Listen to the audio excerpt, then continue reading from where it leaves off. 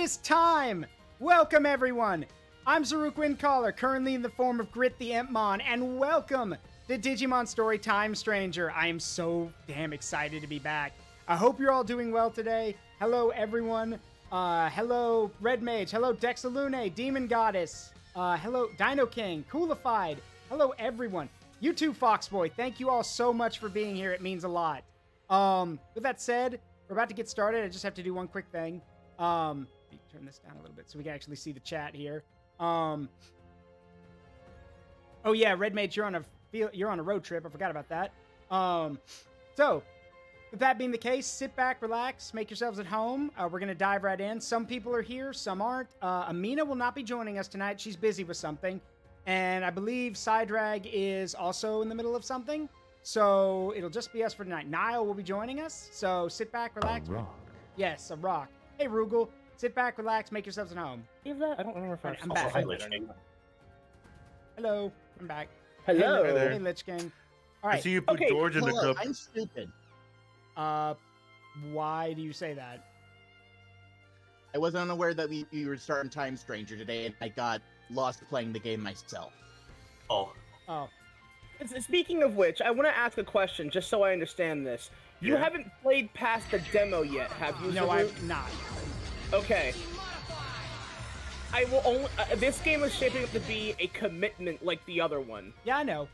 That's why I'm doing and it on that's Saturdays. good. That's all I can really say right now.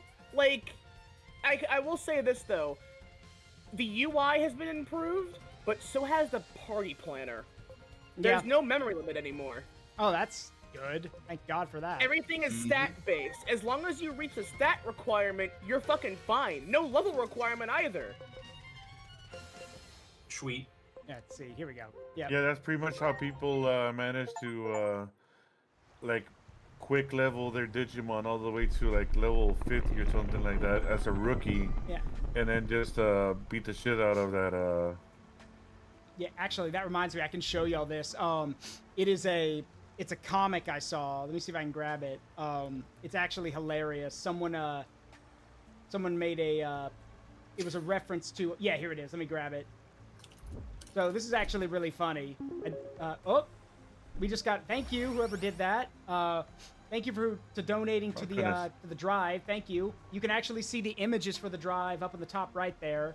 We are at 45% of the way. Thank you, whoever made that donation. Before I actually play the music that's going to go with that, because I do want to thank you, I got to show this first.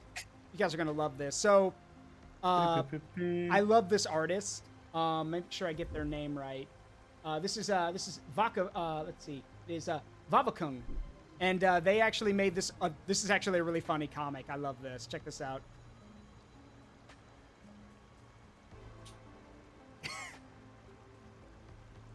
Oh my god.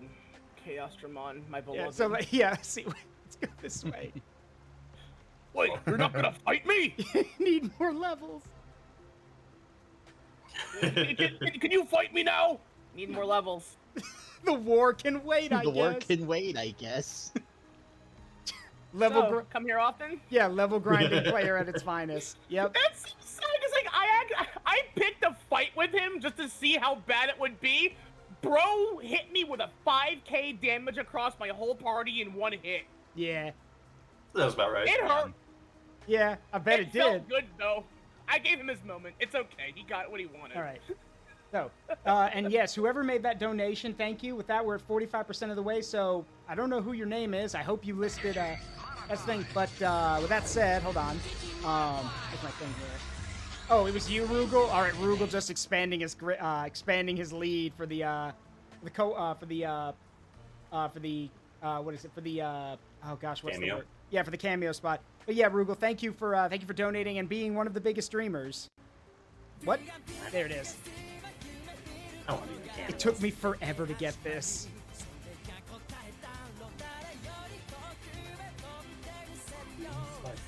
Wait, one more thing. Almost forgot. Just so we can make this a bit easier, because I think it'll work now. Hang on. Here we go. Now y'all can see it. I'm streaming it to the Discord rather than the Oh stream. hell yeah. Sure thing. Hopefully, it doesn't mess up your streaming. It shouldn't. I hope not.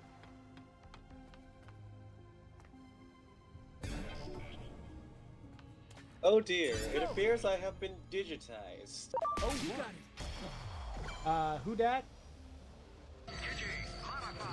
I gave you a warning. Oh, hang on. Hey, Demon Goddess, how you doing?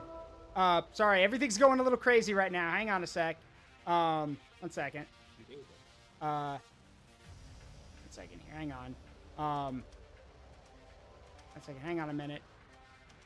I mean, to be expected of a stream like this. Yeah, basically, yes. Hang on a second. I'm trying to put everything together. Thank you for the raid, Demon Goddess. I appreciate it.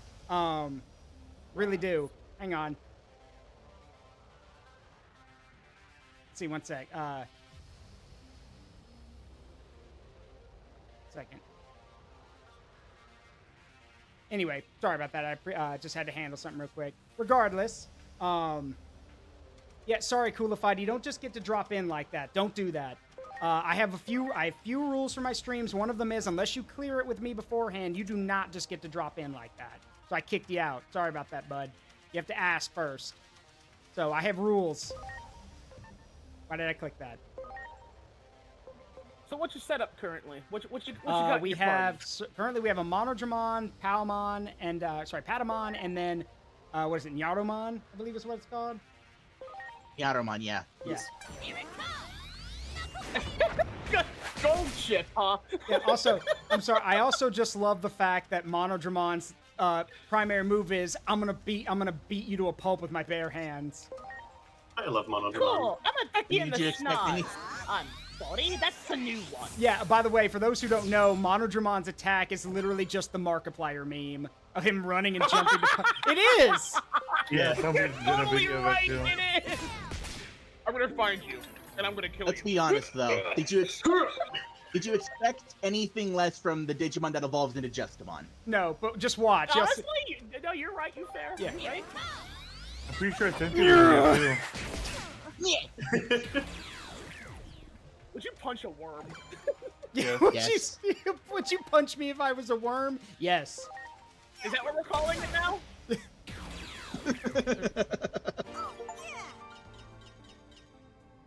I'm pretty sure it's Would you punch a worm? Yes, without hesitation.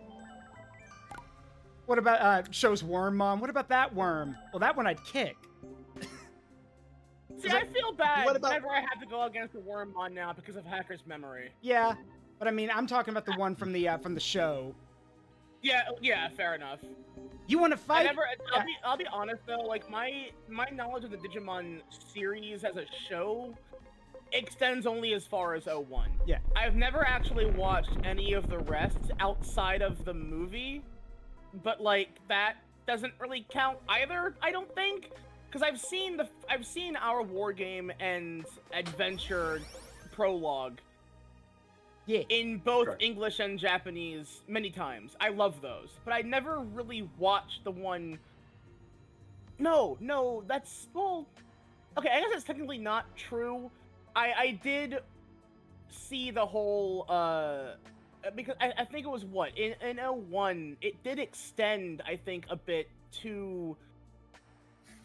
There was a movie that acted as like a continuation of our war game, where it had the O2 characters, and they helped out to catch the rest of the little bastards that got out. So like, I mean, like, yeah, my knowledge of Digimon is quite skimp outside of the games that I've played so far. But honestly, I'm just happy that I can indulge in Digimon proper now, since it's really on the up and up. Yeah. He's just a kid like you, Davis. You gotta outrun him. You can do it. And even if you can't, we won't think any less of you, man. Some nice friends you got there, Davis. I'm sorry. Look, some of the dub for the original Digimon Adventure and Adventure 02 is hilarious. And I do love how they and I am jealous about, I do find it funny, and just how they were allowed to get away with a lot of shit, because they do get away with a lot of shit in that series. So here's a question, actually, for everyone in chat. Have any of you have seen the original Japanese audio version of our war game and the first two films. I sadly have not. I have. Not here. For those The that Digimon have, made such a sad sound when he got punched in the face.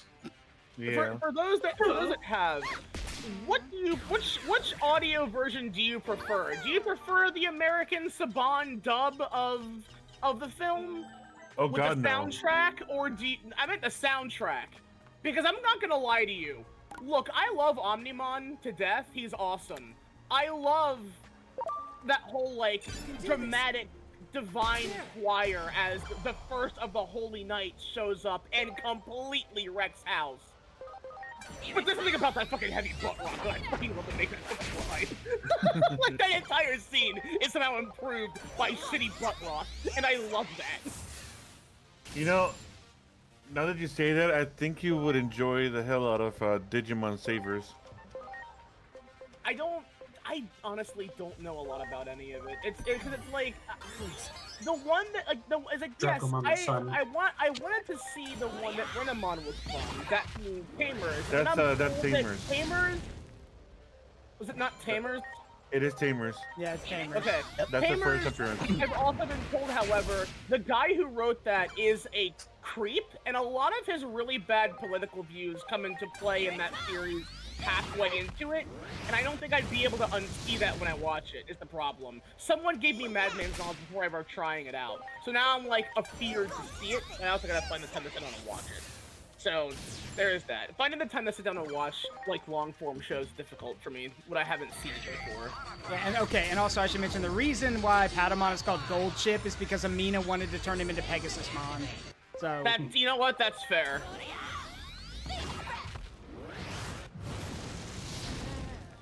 I will say one thing about Savers. I think you would enjoy, Nile. Basically, basic plot of the main character for Savers: Marcus Damon digivolves his Digimon by punching other Digimon. Yeah, I've heard that. Apparently, like, what, the god of Digimon world is his dad. No, Leomon is his dad. yeah, Leomon is his dad. I didn't know I had a brother. Leomon, my dad. It's a long story. I love Leomon to death, and I hate that they continue to kill him off every goddamn time he's on screen. That makes me upset. On season 5, he lives. Yeah, I know, I heard that. I'm like, thank God, they finally broke the trend.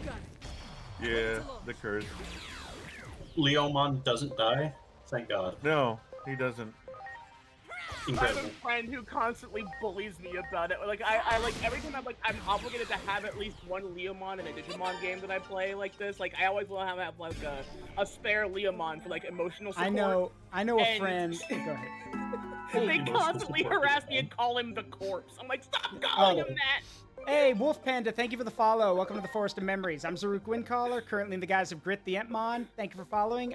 We're playing Time Stranger tonight. Also, I'll do you one better than that, Nile. I have a friend who, whenever he plays a Digimon game with Leomon, he names the Leomon Sean Bean because Sean Bean needs to die in every scene that he's in. God damn it! That is so mean. That's so rude. Ready to launch. And so yeah, like he makes it a point, like he's like, well, if I need a Digimon to sacrifice themselves so I can get someone back up, all right, Sean Bean, get out there and take the hit. I also hate how in character that is for Leomon, though. God damn it! That's so fucked up. That's so mean. Yeah, it is, but. Let's see, hang on.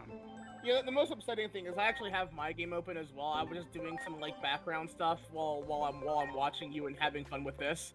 Like I'm at a part of the game now where I literally cannot make any progress because if I do it continues the story, and I want to wait until Monday to do more. But like, you there's nothing annoying to little, do. you annoying little bastard. Oh, they jumped you. Yeah. But yeah, something I did learn from playing the game myself, if you do switch the voices to Japanese, all the Digimon do say the original Japanese name of their signature moves. Yeah. Quickly, Zaruk, use your neutral special. Yeah.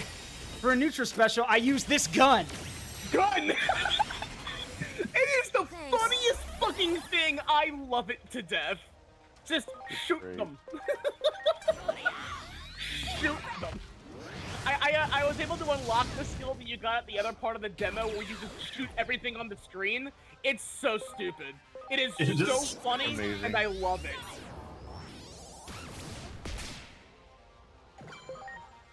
For Grit's, I guess for Grit's neutral special, he uses this gun. I mean, no joke. I'm still at some point I'm gonna have to find someone to draw me doing that. I'm gonna kill you with the power of friendship and this gun I found. I was about to say The gun that, is like, named Friendship. like, No, it's just Rise Greymon he's lifting up. Well, no, okay. Hand on holster. All right, so approaches enemy. yeah, I'm gonna kill you. I'm gonna destroy y'all with friendship and this gun I found. So I I try to draw that. So to explain, the running joke has always been that that when Grit gets too big for his gun, he literally has a backup gun that is it's Rise Greymon's revolver arm that he ripped off and decided to use for himself because Rise Greymon wasn't using it. So, Oh my god. hey, Sai. Feel free to join us, bud. I cannot believe my fucking boys keep getting harassed like this. Greymon and Leomon all getting harassed. I can't believe it. My text-to-speech thing isn't working, but Deadpool made a good point. Don't worry, I'll defeat them with friendship. Pulls out 200 caliber Magnum with friendship engraved on both sides. It's like that fucking scene from that like 2000s Leonardo DiCaprio fucking Shakespeare movie. Oh boy. I remember that one. Pulls out a big ass hand cannon with the word longsword written on the side of it. Yeah. Oh yeah. Everyone. Anyway, gun autism moment. 200 caliber is actually tiny. The biggest that's why you use 900 or 950 Tyrannomon.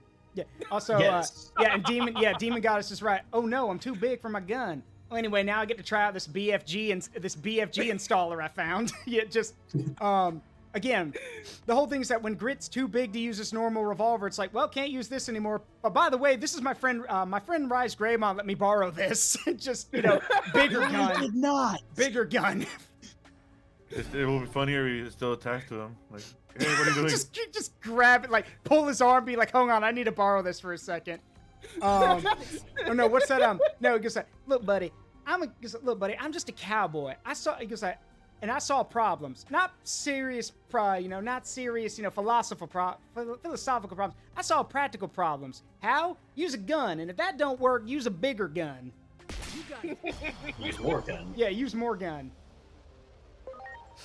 Gundramon. Let me this gun. No, I did not. Actually, That's right. Gundramon. And then there's Gundramon, who is literally the living embodiment of more gun. Digimon's response to Yu-Gi-Oh! For Barrel Dragon. That's weak shit. Check this out.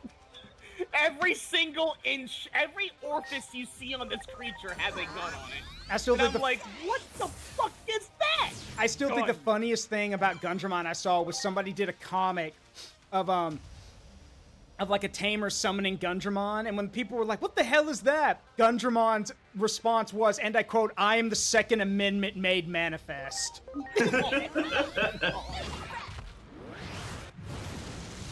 It's like, Digimon is one of those series where, like, you can make, like, a very stereotyped character and give them the perfect Digimon for it. Yeah. Gundramon is that. For any American-born character that you can throw into Digimon as a gimmick. And it would work. It would just work. Nobody would question it. Go ahead, LichKing. The funniest thing about Gundramon is the name of his signature attack. What is it? It literally translates from German to violence enthusiast. Violence enthusiast. I keep telling you, man, it's like, be the American the Japanese think you are. I tried to see if I could find a comic and found an image that says, do you ever see something and think, wow, that is violently American? Yeah. There's another one I saw at one point that I thought was great. It was It's just I'm just thanks to what LichKing said. Now I'm just imagining Gundramon. Violence isn't the answer. No, of course not. Violence is a question. The answer is yes. We're all out of fuck around, but we just got a fresh batch of find out. Yeah. We're all out of fuck around. We just got a fresh batch of find out. I should mention to y'all that Grit does do the the cowboy accent, but that's only if he's trying to play into the role. Otherwise, he doesn't do it. Those are some, What does Grit sound like? What does Grit sound like? Like me, basically. Okay. I mean, it could be worse. I could have had it be the weird voice tonal shift of like Guilmon. For those who don't know, Should I get you the video? Huh? Nah, it's fine. So in one of the which game is it though? Next Order, right? Digimon Next Order, yes. So in Digimon Next Order, instead of getting Steve Bloom to play Guilmon, they got Patrick Seitz. For those who don't know who Patrick Seitz is, he was the voice of Dio in the English dub of JoJo, and he's also done a lot of other voice. But he's also Zavok in Sonic Cross Worlds. That's Patrick Seitz. So Patrick Seitz is a interesting take, but yeah, one of the characters, Guilmons, has Patrick Seitz' voice, and I remember seeing the clip, and the #1 comment on that clip was "Bara Guilmon," because of the voice. Oh, no, Coolified, that's not the case. There is a Beelzemon form of Grit. I've actually shown it before. Hang on. I think I still have it. He was a heavy hitter in my party, and I think it was Hacker's Memory. Yep. I had him around in case if I needed him. Yeah, He have pulled a couple times. Yeah, I have but no, I have a picture of him. I actually commissioned someone to draw him. Hang on. Let me see if I still got it. Where is it? Should have it in here. Also, one thing, Deadpool, a thigh-sized bullet would not be measured in caliber, but in inches or centimeters. That's a fucking battleship gun. God damn it. Okay, Zaruk, no, you should go with Seitz as a voice for Beelzemon Grit. Because he also voices Kenpachi Zaraki in Bleach. Yeah, he does. And Isshin Kurosaki, so that is Zaraki's second voice actor. I prefer the original one though, honestly, if I'm being perfectly honest here. Now let me grab this. Aha! I got it. I found it. All right, hang on a sec. David Lodge. For those who have never seen Beelzemon Grit, I do want to show this because here's the thing. For me, in my honest opinion, if you're gonna put a spin on a Digimon and make them your own thing, then that means other parts of them need to be original or creative too. Ladies and gentlemen, let me grab it here. A spin on it, you say? This is Beelzemon Grit. Wait, I'm doing. Okay, that's pretty cool. There you go. I can see his gun. Oh, there he is. I can't believe this. I can't believe this man got the fart of freedom equipped to his arm. So the fart of freedom. Yeah. So to explain, one, that is an old style like Civil War era Gatling gun. So like it's not a minigun. That's an old Gatling, like an old West. Does it have a wind up? It can. Otherwise, he just holds it like that. But yes, he can crank it with his other arm if he wants to. Yeah. Yes. It's got a motor though. God damn it, Deadpool! Can I? Grandpa, you found the gun oil. Can I make a suggestion? Huh? Give it a Beyblade Ripcord equivalent.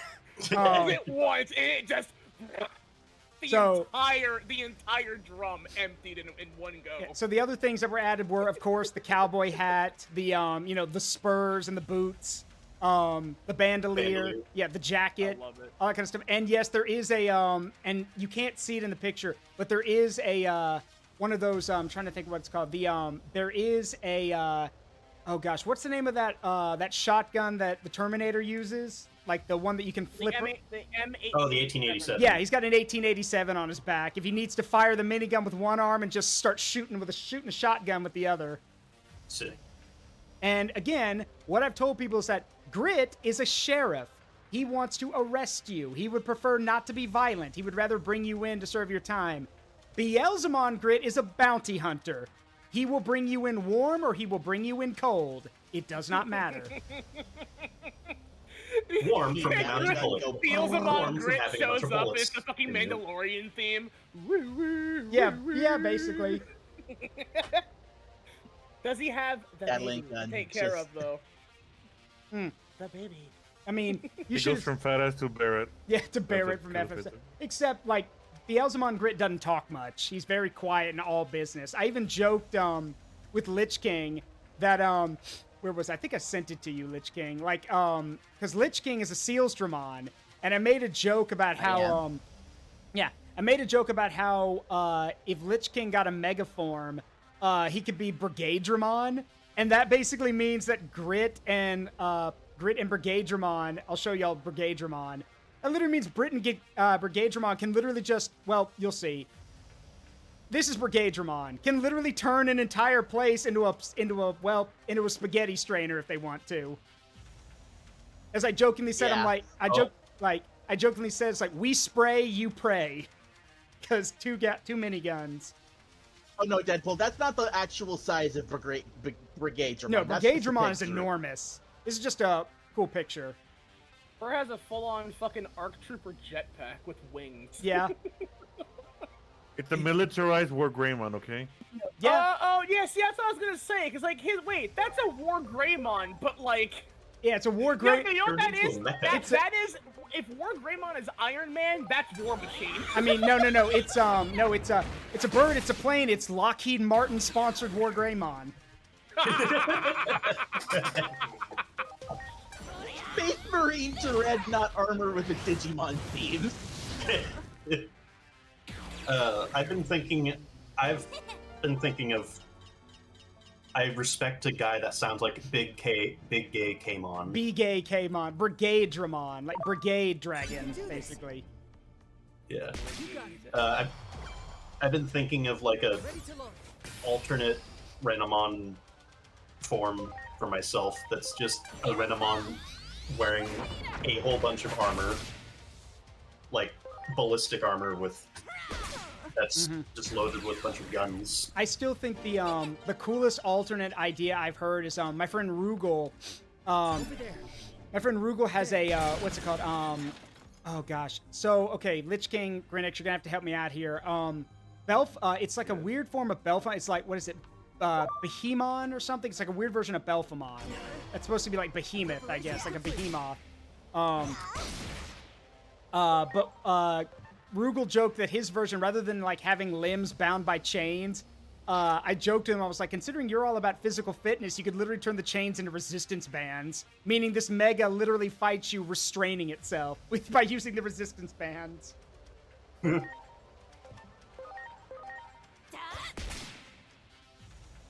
I forgot that Belphemon has a sleep mode. It's so cute. Yeah, and then you wake it up. And then it it's not decides to cute kill you. anymore. No, I still would. Thank you for the care package. Not the weirdest thing I would. It would be pretty funny waking him up, him being all grouchy and in rage mode, only to be like, "I'm replacing your payload and bitches, you dummy. Go back to sleep. Go back to Okay." bed. That's just me when I'm fucking hungry. Yeah. Like I wake up when I wake up hungry. That's just me. Frostbolt, after seeing Grit turn into Beelzemon, I was expecting you to still be fat for some reason. Okay, to be fair, I thought the same thing. Okay. At the very least, a bit of a dad bod. Like, Okay. I kind of expected that, I won't lie. So, explanation is that I've told y'all before, Grit may be, as Nile coined it best, a bowling ball with legs, or limbs. I love it. Yeah, but the thing is, that does not mean Grit doesn't have the same agility of a normal Impmon. He just can't do it as often. He basically, to use D&D terms, Grit traded in a lot of his dexterity for Constitution. So... No, yeah, that's fine. Yeah. See, again, Deck, same.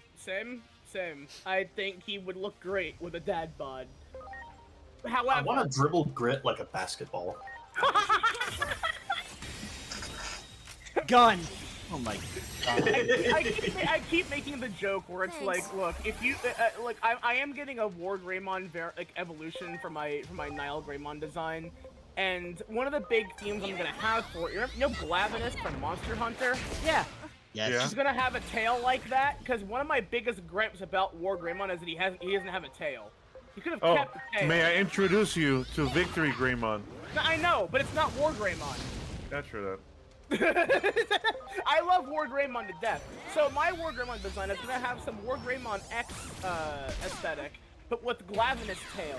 And the big move is that the blade will be caught between the gauntlet, Hey, 17! claws, and What's up, will 17? grind through the blades, catch the fist on fire, reel back, and throw a Terra Nova with the force of a nuke. Hey, 17 dude, how you doing?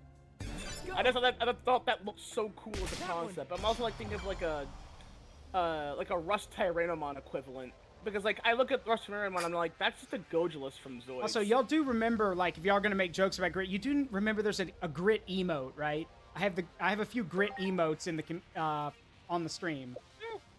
Yep. Like there's the one of Grit screaming, then there's the Borgar meme. Or Oh, yeah. Old Grit likes burger. Yeah. Hey, I'm doing good. Figured I'd come lurk and listen. I appreciate it, 17. Hope you're doing well, buddy. Sorry about all the noise and all the cacophony. I just love the idea of just Nile Greymon just eating Grit like a fucking like fastball. Okay, I should also mention to some people, y'all know Grit's 5'5", right? He's about the size of a human. Oh, That's fine. Yeah, and Oh look, it's Recolor Penguinmon. he's spicy boy. Penguin is dead. Penguin is dead. Now the bird. There you go. Not Danny DeVito. Oh no.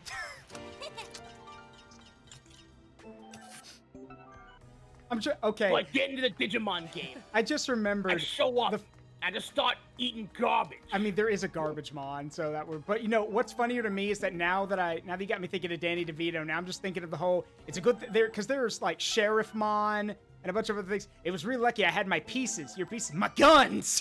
Because the Sheriff Mon is like a living gun with 2 revolvers.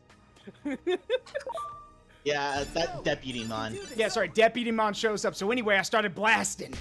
So anyway, I started blasting. Grit canonically is 5'5". So I'm thinking that for like Nile Greymon is like canonically the size of the Greymon that shows up in the prologue, because like I loved that. oh, I for don't the game. think the prologue. Well, no, the prologue of the film, the pilot, because that was the first third of the Digimon movie, quote unquote, the Digimon movie. Yeah. So I that would still make only that would, watched that would make Tamers, her. Oh god, how big would that be? That's like 2 Oh, or you're 3 talking stories about tall. Encounter 1, Agumon? Yeah. That's yeah, that's what she's talking about. First Encounter Agumon's amazing. Yes, yeah. Because that was also the pilot for the show. That became the show, apparently. Yeah. And it's really fucking good. That's why I like the idea of what Digimon Masters Online did, which is Digimon come in sizes from the 3, 4, and 5, like the 3, 5, 4, 5, and 5, 5, with 5, 5 being like the Digimon from Data Squad and such, which is pretty much almost like full teenager size. Get him. There you go. Anyway, Or, I'm currently just imagining Cubimon just hurling Grit across a desert like fucking Why are you bullying Jotaro me? did with Iggy. Why is everyone bullying me? Seriously? Because you're very round and throwable, but like we kept you. It's like fastball special is also a really good way for Grit to use the guns. Like, are you gonna be honest now, Zaruk. If you were to have a man's like that thrown at you in the shape that he is, while blasting your ass with a pair of revolvers, Fair. like, come on, that's awesome. Like, Nah, it's not practical, but it's cool. Grit's like, damn, he's out of range of my revolver. Kibi's like, I can help with that. But you're supposed to hold Grit like hamburger, like this. Yeah, like that. Also, let's see. Imagine a gag where Grits in the real world steps on a scale to find he's apparently physically dense as hell to the point his weight is measured in tons. I mean, to be fair, in Digimon Tamers, normal Impmon was jumping around and smashing down the hood of the tops of cars. So yeah. what I told people is Impmons are apparently dense. So here's what I told people: a normal Impmon, jumps around on cars, leaving dents in the top. Grit's gonna basically crush the top of the car down. Basically, he can keep jumping across it, but that car is not going to be salvageable afterward. Let's just say that if Grit were a Pokemon and he used Body Slam, it's not paralysis you'd be worried about. It's being a splatter on the ground. Yeah. Actually, be wary of him using a rollout. Very funny. Anyway, that gag is actually like just straight up the truth for me. My Kiwimon form is absurdly dense. Yeah. Anyway, where's the button that changes the X art from buff to like gun?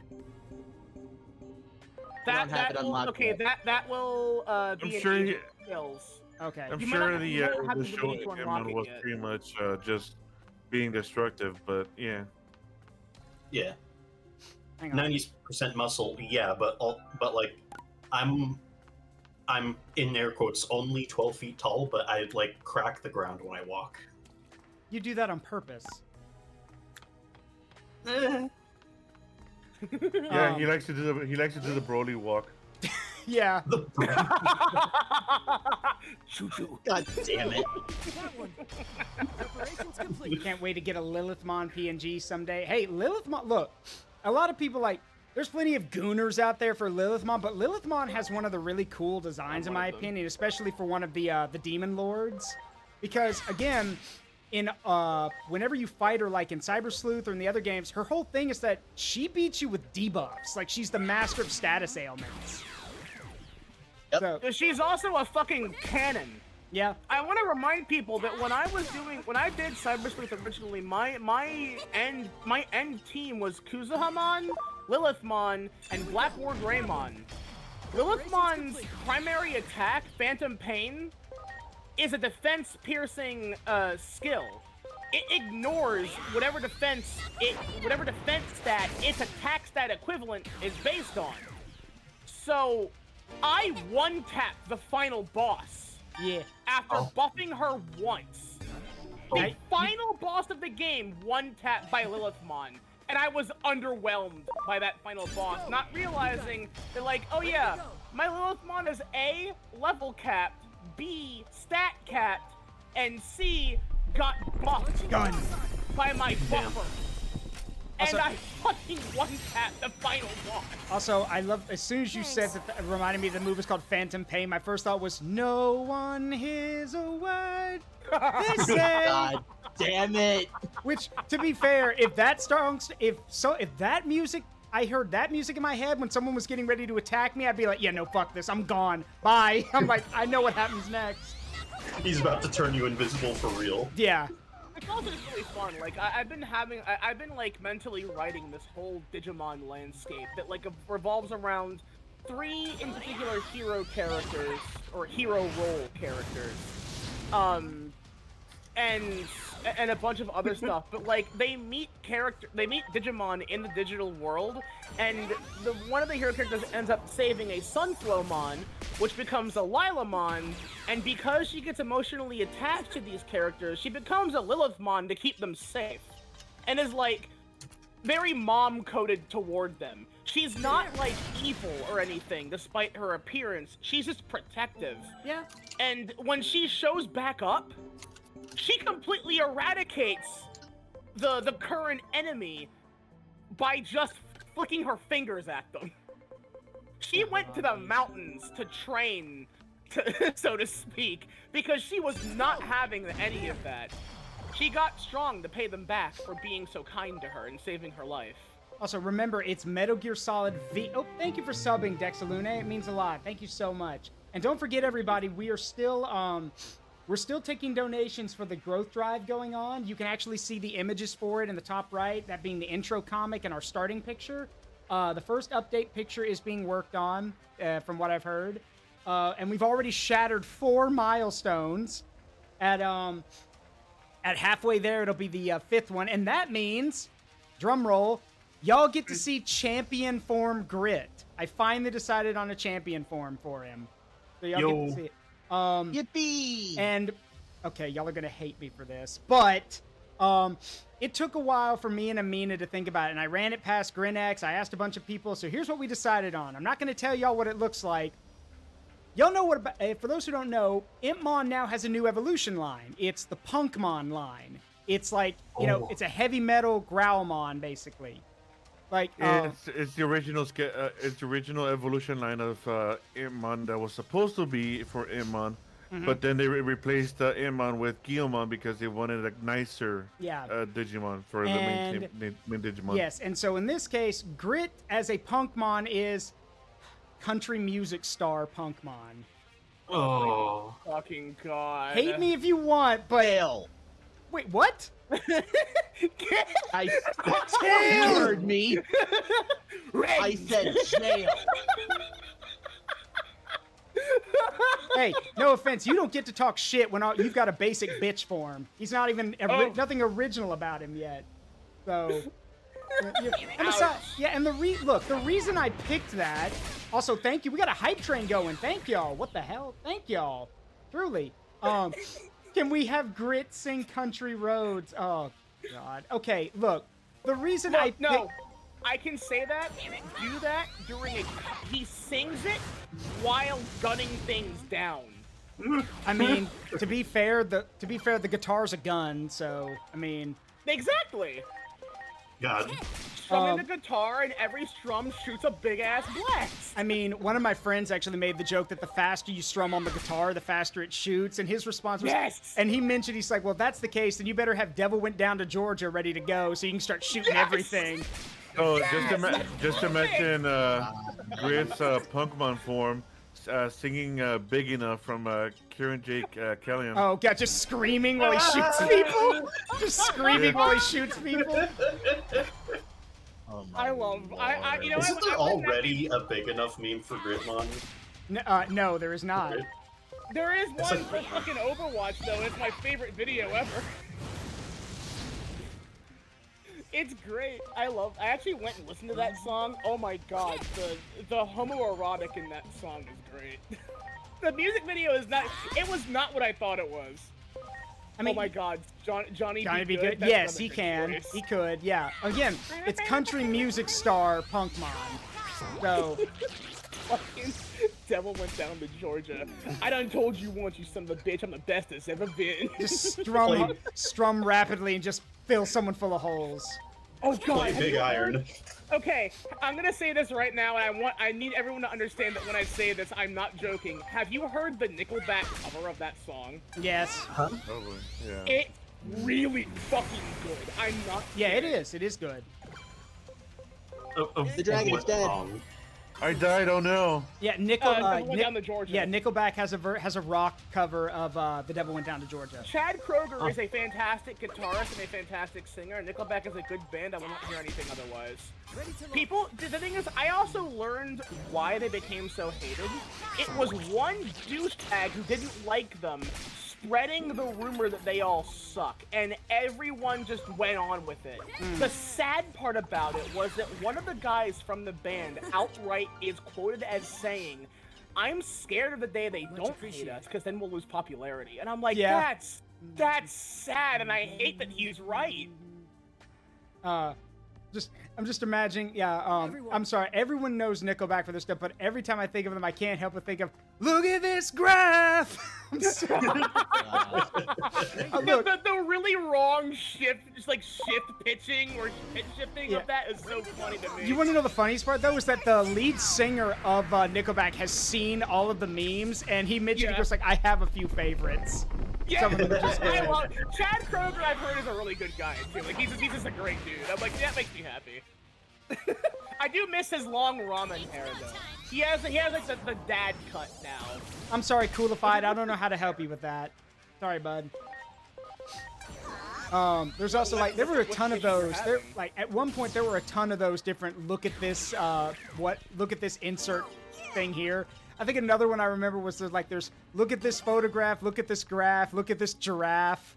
Look at this meme. Yeah, there's one of them. I remember, I don't know why it stuck with me.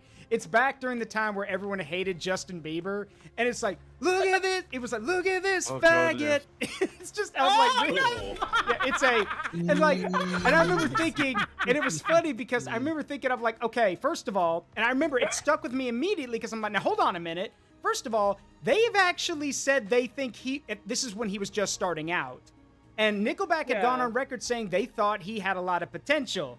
So again, it was like you said, people just started running with the idea that Nickelback are all assholes, even though they weren't. And even though the actual band had actually said that there was potential in Bieber, people had to were like, well, no, they're assholes, so let's have them make fun of him with this joke. Is that how that happened with Bieber? Because I didn't hear. I heard it the other. I heard that was entirely on his end. I mean, I don't. Like, it was something similar. I mean, either way, like, I don't care for Bieber because of how much they overplayed him. However, at the same time, like, he was pretty much. You know what? That's what it was. It was because he was so similar to every other white pop star at the time. And that's why I hate American Idol. They just breed the same person over and over no, again. Redlock, I'm just going off what the video was. We do not promote that word here, period. Unless you're talking about a bundle of sticks, we will not be using that word. Or a cigarette. Or a cigarette. Yeah. I am giving you a pass though. Yeah. No, yeah. I look. As a trans femme, I give you that one-off pass because it was funny. Yeah. It made me laugh. You got the pass that one time. There was a who was I'm trying to think. I have to tell y'all this story. This is actually pretty funny. So my brother went to college on a soccer scholarship and got to meet a lot of really cool guys. And one of the funniest things about it was that one of his friends, I think my brother played forward. I don't know shit about soccer. My brother played forward, and one of the guys who was right next to him all the time was his roommate and best friend. Really intelligent, really smart black guy. And the funny thing is, he told me at one point while he was home for the holidays, he's like, did I tell you I can literally call up my roommate and get the N-word pass if he's on the phone? And I was like, bro, that is a power you should not abuse lightly. The fact that you could literally get a pass from your roommate. Now look, as a black person, that's awesome. And that is something I would totally do. Because I think that's hilarious. Like he told, like he even made, and if you want another funny thing similar to that, I don't know if anyone's heard it yet, but if you've been playing Silk Song, which I hope some people have. I'm not a fan of it, but I know some people are. If you've been playing it, you might have heard that there's a little accidental slip that comes from oh gosh, what's his name? The little dude who like bangs the needles together and sings. What's his name? Oh no. Sherma. Sherma. Okay, so when you first meet Sherma at the gate, if you start whacking the gate, he'll actually react to it. And one of the things he says is, quote, "Nibba what?" Like, and people freaked out because it's okay. So someone translate it's Nibba what? Yeah. And people were freaking out. And one of my friends, I love my friend. So his name's Jamal. He's one of the most hardcore Metroidvania guys you'll ever meet. I showed it to him, and his reaction was, no. He goes, little man gets a pass. Little man gets a pass. Little man gets a pass. because with a B. And he even meant that's what I heard. And here's the thing. So if you guys want to know about my cool thing about my buddy Jamal, he's married, has an adorable little daughter, and she's about, I think, 5 right now. And she loves video games too. And their plan is that for Halloween, his little girl is either going to dress up as Hornet or Sherma for Halloween. Cute. Oh yeah. Cool. Hey, Zarut, question by the way. I just at a random. Where's the grow Nile button?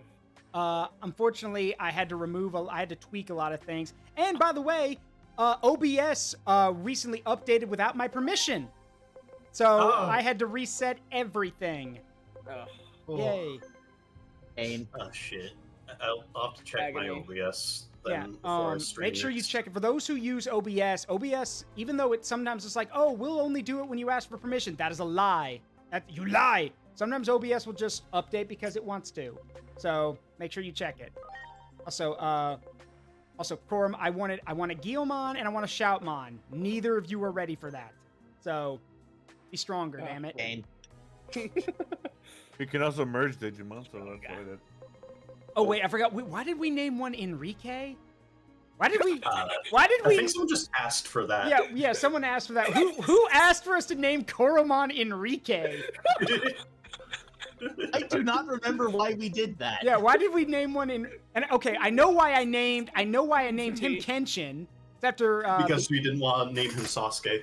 Yeah, we wanted to name him actually, after a swordsman, so I named him Kenshin. There's George. Why did we name a Koromon Enrique again? I don't remember. So who asked to name him Enrique? So these are my Digimon: Grit, Gold Chip, Grit, Gold Chip, George, Kenshin, and Enrique. Enrique. Like you know what he does? He plays up the name because he thinks it's great, and he has a little guitar that he strums just to get. We need to make Enrique is going to Every become a time you say Shoutmon. We're gonna make Enrique a Shoutmon. Okay. Oh God. Okay. Must be Saruk, appropriate. I have the worst idea for you. Oh God. Oh. I'm listening. Ricky Martin Shoutmon. Ricky, what? Ricky Martin Oh, I Shoutmon? hate it. Oh no. Oh, I hate it. Why? No. Pardon me. Viva la vida loca! Oh God. Just fucking comes up. Finally, my time. He pulls out the fucking microphone.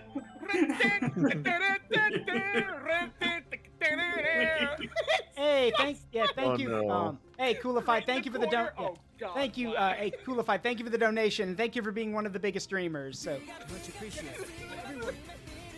Look, is it any worse than Etamon trying to be Elvis? I mean, it's The real question is, who would be Rick Astley?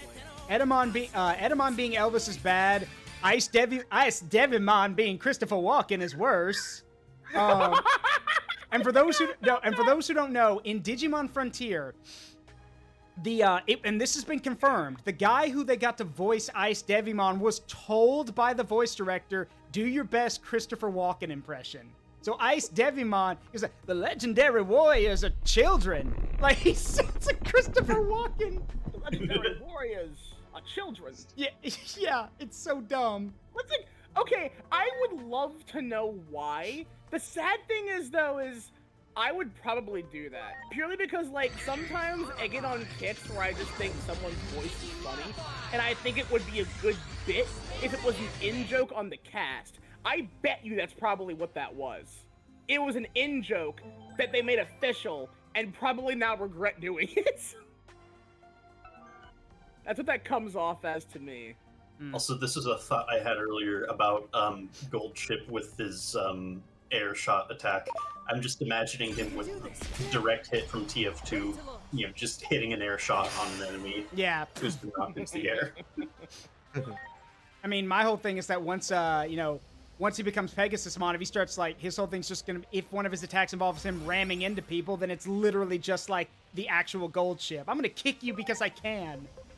It wouldn't surprise me if the basic attack, like the non-special attack animation, is the horse back kick. Oh shit, Coolify, thank you. But the donation, we're only gonna do the drive for a month, so you don't need to do it monthly, guys. We're doing it for a month.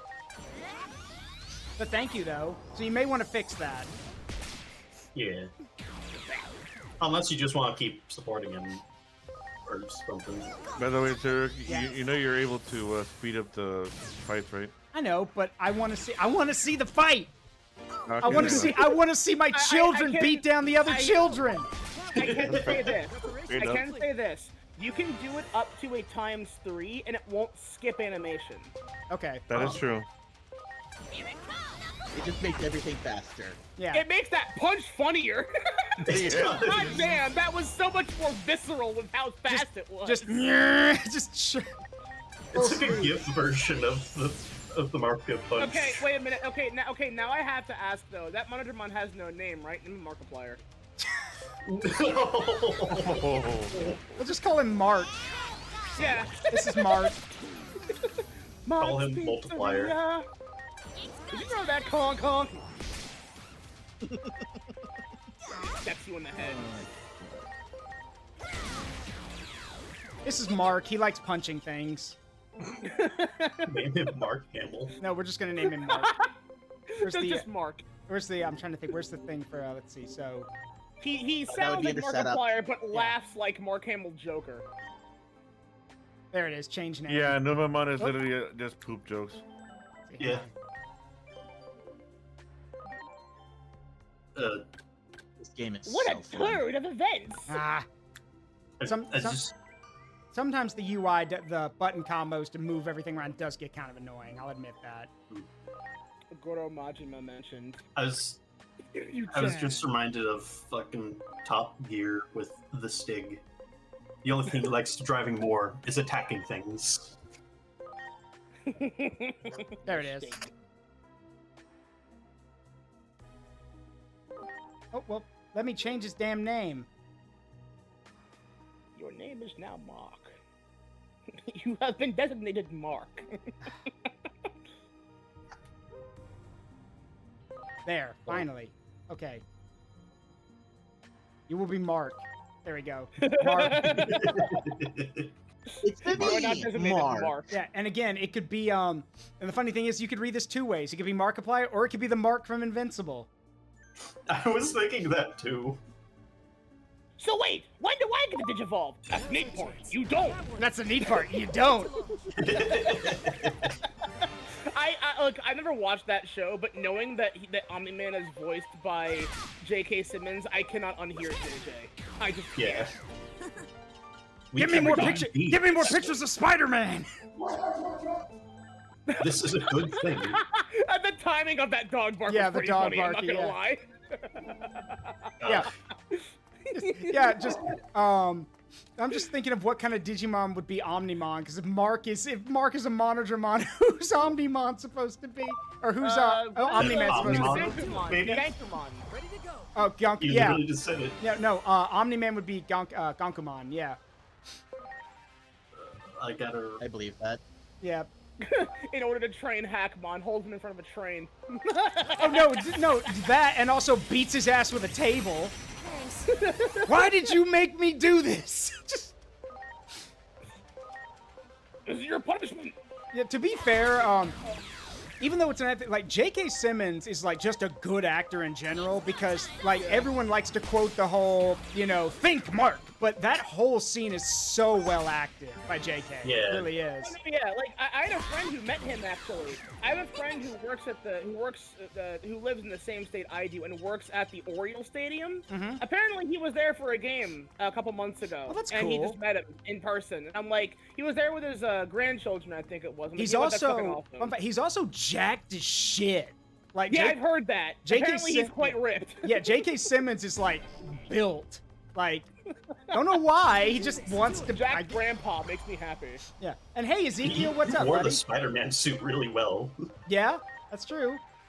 Also, props to you for being the only person to properly quote that line What and line? not adding the extra think. Oh yeah, think Mark. Yeah, that's what he said. Think Mark. He goes like, "You'll outlast every fragile, insignificant being on this planet." Like, it's Yeah. It's so well delivered. Every time someone does the meme, they think Mark think when it's just think. well, it's just the Mandela There's effect. a lot of things like that too. Yeah. Right. The Mandela effect, except you can literally just go and watch it. Yeah, I think I miss my wife. Is another one of his things. So that's an actual quote from the show. I think I miss my wife. I miss my wife. I miss my. I was about to say I miss my wife. Tails. I miss her a lot. Free thinkers when I miss my wife. Tails. Oh my god. Oh shit. Yeah, I'm gonna go. Just. I'm gonna go. I'll be back. And also, the fact that Alfred, the guy can come up with such Alfred's my hero. split second stuff for those dubs or for Lythero's videos, and then during the Sonic 06 video has the lack of brain cell to say, "Hey, when this game come out?" Sonic 06. and he's like, and Alfred, yeah, and, Right, of course it fucking was. God, Yeah. I'm stupid. and Alfred's like, "I'm a fucking idiot." Just, I fucking love Alfred. He's great. Speaking of 06, Omega, count how many sand is in this desert. That's your first mission. Oh my god. Oh, my I'm sorry. Every God. time I think of, I'm sorry. Every time I think of the of that thing like Omega Count 'em with Sanders, I just think of the bit from that I've told a few people about from Mobile Suit Gundam Abridged. He goes like, "Hey, Drin, you Yeah. want to play a game? Is it a drinking game, sir? Yeah. Take a shot every time you see sand and they land in a desert." And then later, Char comes back like after a few hours. He's like, "Are you still drinking?" There's still sand, sir. There's still sand, sir. We just Also- came in. Did we have someone come in? Iyzeekiil? Yeah. Hey, Cat? Iyzeekiil, what's up, bud? How you doing? Oh, it's your Eldritch Cat. Yeah, hold on. Let me get his thing turned on. So, ladies and gentlemen, introductions are in order for this. Hold on, where's the thing? Where's the thing? I hate it. I'm sorry. Oh, Damn it. Okay, well, hold on. Again? Let me, Again? at least I wasn't playing this time. All right, hang on. Let me get his thing, because I do want to introduce, oh, for Pete's sake, I forgot they fucked up Fugi. Forgot about Yep, that.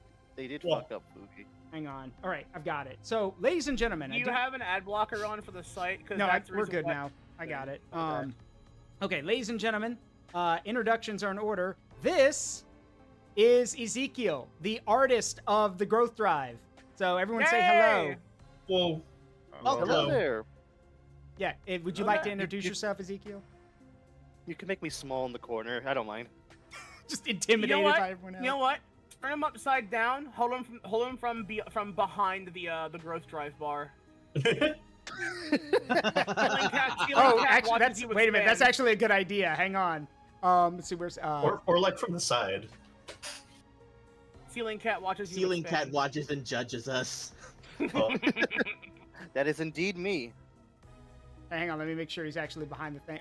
But yes, Iyzeekiil is the one doing the Iyzeekiil's the one doing the artwork, and he is the he's the one that did the intro comic and the opening picture. He will also be doing the updates. He is shouldering all of this practically by himself. So y'all need to show him some respect. That I mean, Honestly, I would give him respect anyway. That the comic's amazing.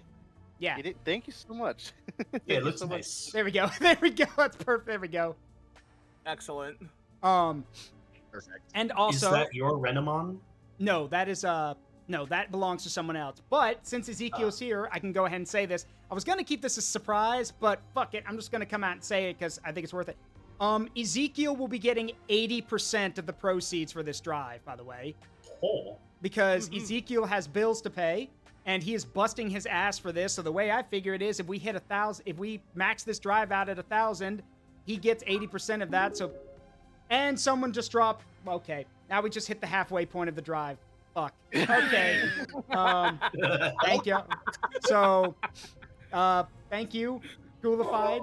So, yeah, but like I said, I stand by that. Iyzeekiil Oh will my be getting. God, stars. Yeah, you want to go handle that, or? Yeah. So yes, Iyzeekiil will be getting 80% of the drive. So the more you guys put toward this, the more he gets, so he can pay off his bills. So, sorry, bud. I was gonna Wait, keep that. I was gonna keep that a secret till later, but I'm letting you know now. So. Well, thank you so much. I'm flattered. Yeah, so, but yes, Iyzeekiil, and Iyzeekiil's also a streamer himself, so y'all should go follow him. Do you want to drop your stuff in the chat so people can go follow you? Oh, well, hold on. You have to take $10 for yourself because Coolified Gaming says that $40 of that donation goes to me, $10 goes to you. I'll figure it out once everything's over. But to put this into perspective for y'all, because of how insane you all are and how generous y'all have been, this thing was supposed to last a month, and we're already halfway there for the drive. The drive's going to keep going regardless. If we hit the max thing, I guess Iyzeekiil and I will have to panic and figure something out. But yeah, he will be he's doing a lot of the stuff here. So, he's the one who, like I said, he's the one who made the characters the way they are. He's the one that did the intro comics. He's the one that gave them the designs they have. And if y'all have ever thought that the characters looked really expressive, that's because of him.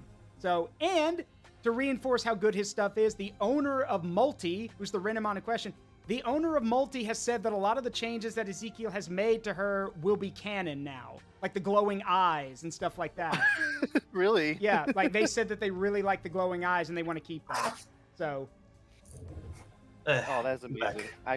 I promise, Chad, it'll be an explosive comic because again, you guys have broken like so many tiers in terms of the growth drive that 5. it's gonna have to be pretty extreme. 5 at this yeah, point. 5 of them. Yeah. So as of now, here's how this is working. As of now, Iyzeekiil and I have already drawn up come up with the idea for the first update picture, which Iyzeekiil is going to do. Once that he's shown me the work in progress for that, and we're good to go on that, I will begin. I will basically make a cutoff line, and all the remaining stuff will be going toward the next picture. And since we've hit halfway, I guess that means the cameo is also going to have to feature the Digivolution scene to cut down on pictures.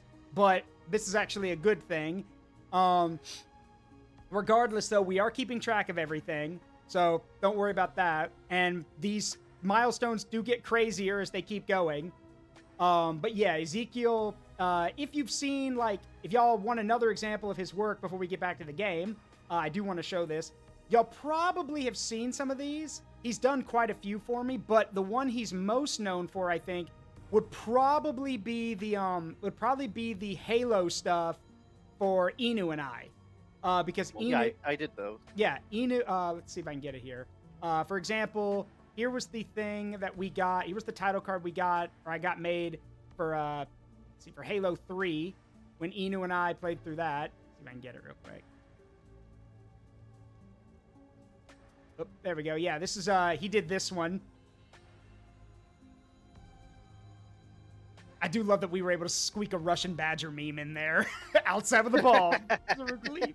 Yeah, so he did that one. Let's see. He did... Where's the other?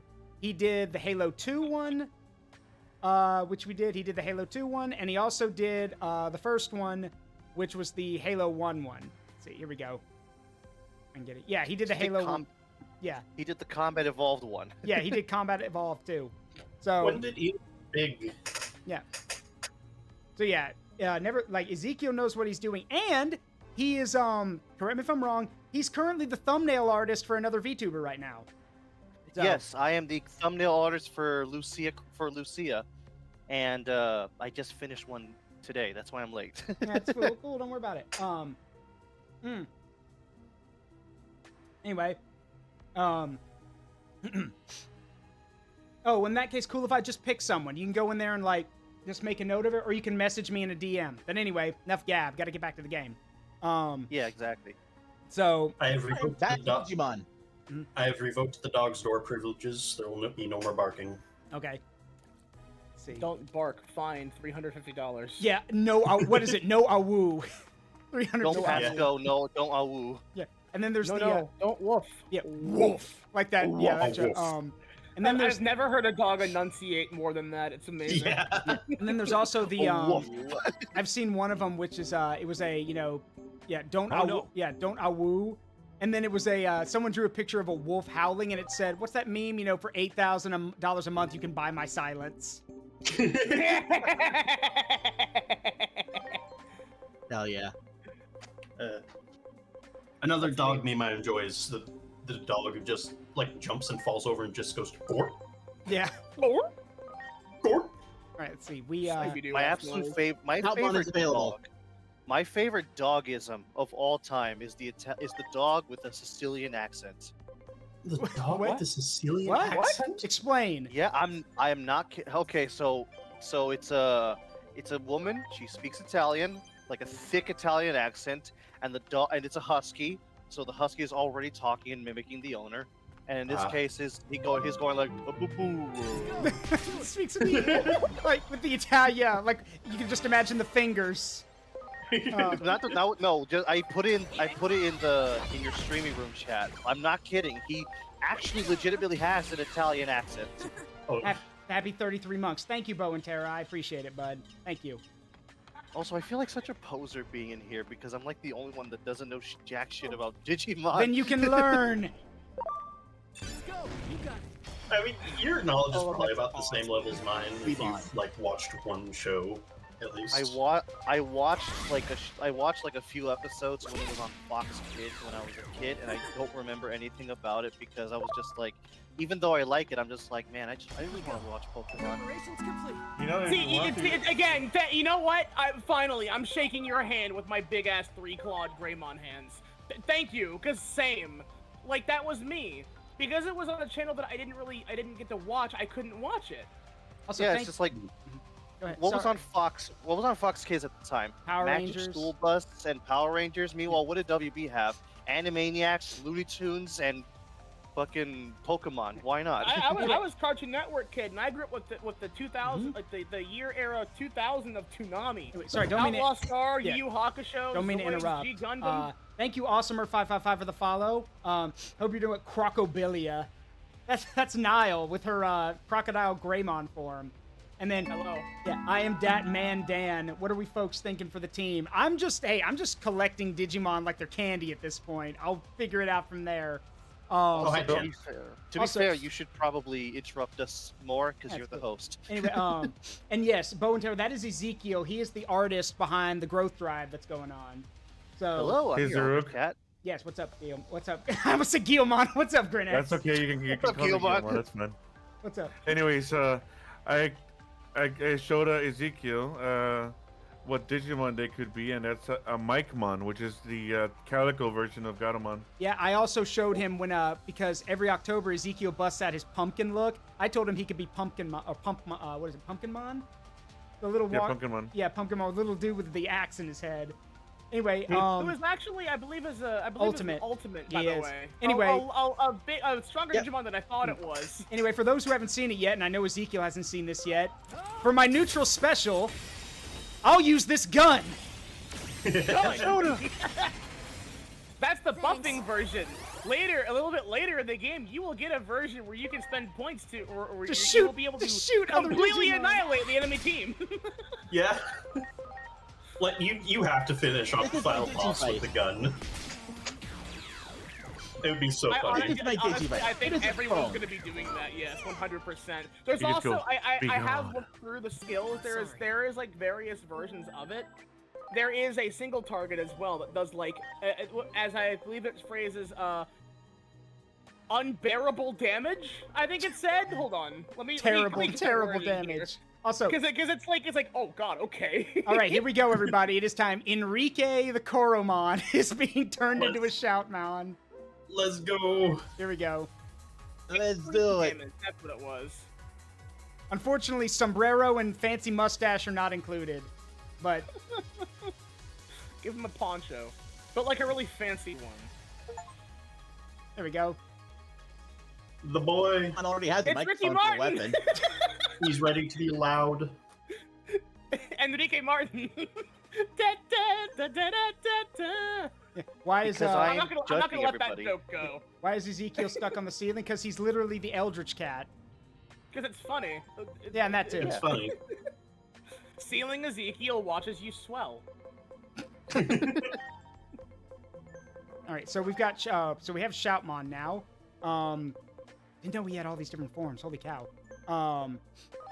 We have Nyatomon here, who I was gonna turn into Solomon, but we need to get the intelligence up yet. Why are you so stupid? I I shouldn't can be- give a bit of Hey, bro, advice why if you'd you like. stupid though? Yeah, sure. Go ahead. Why What are you you got, stupid? LichKing? What's up? I'm literally Okay, a baby. so- I don't know anything. Go ahead, LichKing. What's up? So I did learn this through playing the game, but the different personalities that a Digimon can have also influence what stats level up. Okay. Oh. Yeah, and for the record, I want to put this out there. I have a Greymon Blue right now. Metal Greymon, for some reason, requires high int stat, and that's very difficult to do because int and strength are on the complete other ends of each other. So you need As a you nerd. can see, Yeah, you need Valor a and what is that? Understanding, wisdom. Valor and wisdom are on the complete different corners of each other. And the thing is that when you go to the train system, like training their stats, they will shift personality without your consent. You don't have choice when that happens. You can stop them from learning a new character skill or personality skill, but you cannot stop the personality from changing. Which is the biggest flaw I'm facing right now. I did not give you permission to change. I didn't give you permission to be a nerd. See, via the Hadoken input, Grit can wield a gun. Joke's on you. I already wield a gun. The Hadoken input just gives me a second one.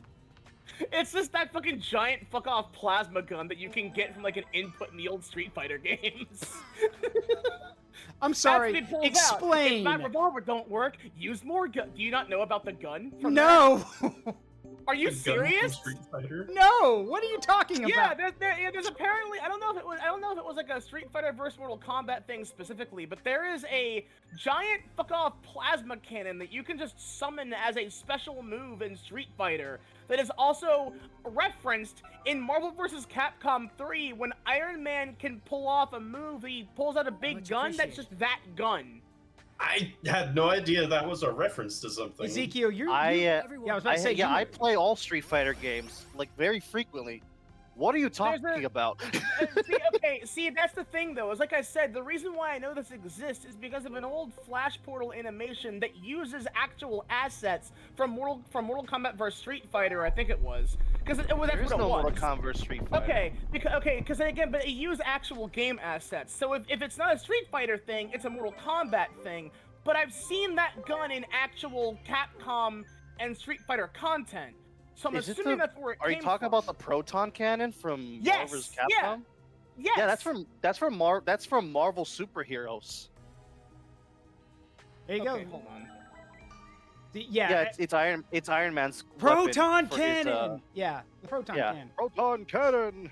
See, I'm also playing this very game as I watch you all play. Who was your starters route? Patamon, who we have named Gold Ship, because my wife and my girlfriend and my wife declared that that Patamon would become a Pegasusmon and we would name them Gold Ship.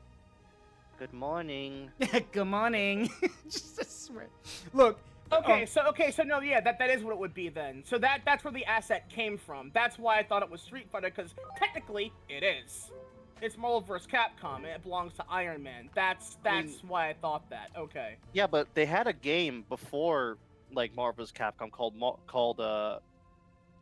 Superheroes. Creature. That is an Elecmon. Please stay away from him. He looks angry. No, he's fine. He's just tired.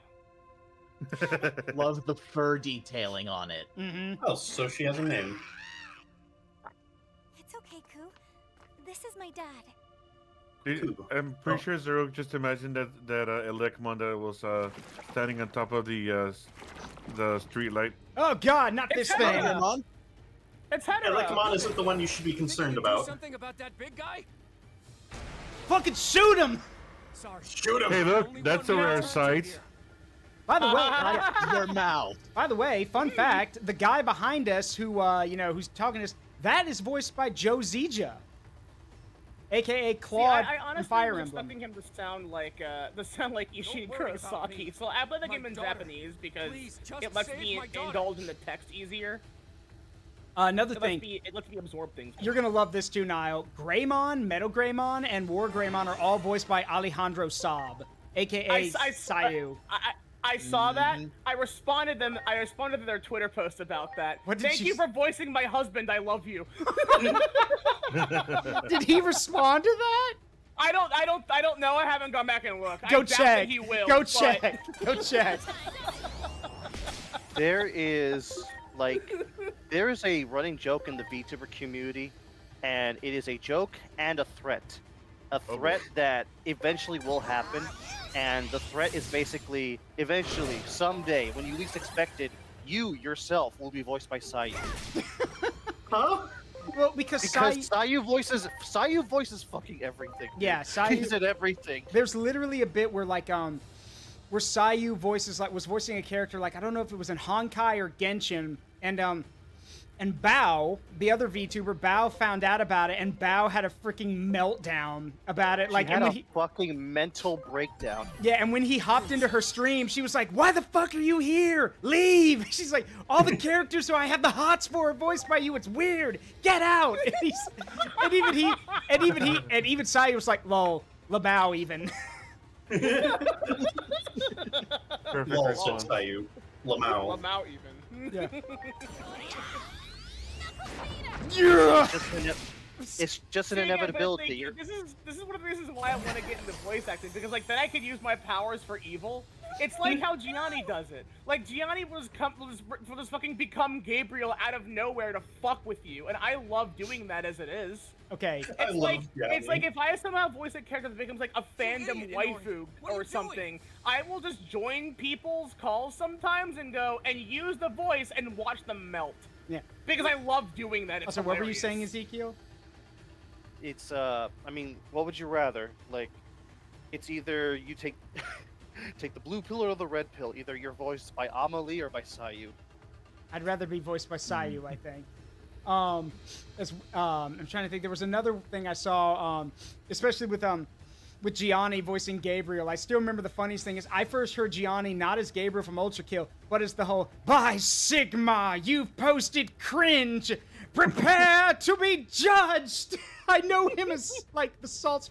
And here's the thing: those Salt Spire dubs from Vermintide were so funny that the actual voice actor for Salt Spire went and redubbed those memes, and someone animated them. So you have like him going like, "By Sigma, you've posted cringe. Prepare to be judged." Like he's like, or my other favorite, Gianni did it, but it's still a good one. "You're testing my patience, dwarf. For the last time, it is Sigma. You would be wise not to disrespect the faith. Whoa! Sugma dick!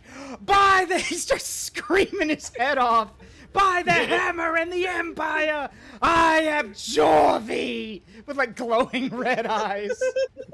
Also, my absolute- why is it still calling her girl to be protected? We literally heard her name. Yeah, it will not change until she actually gets her character introduction card.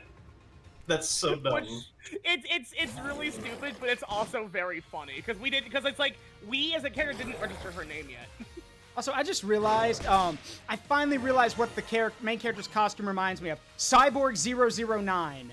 Yes! Yeah, people were saying Oh my that. god, I can see it.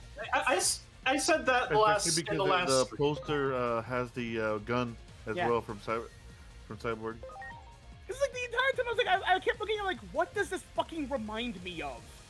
You're I right, was- it's fucking Cyborg 009. Holy shit, I haven't thought I about said that. it looked like Cyborg 009 in the first stream. I know, I didn't remember. I wasn't here for that though. Anyway, I'm gonna punch you now. Get him, Mark!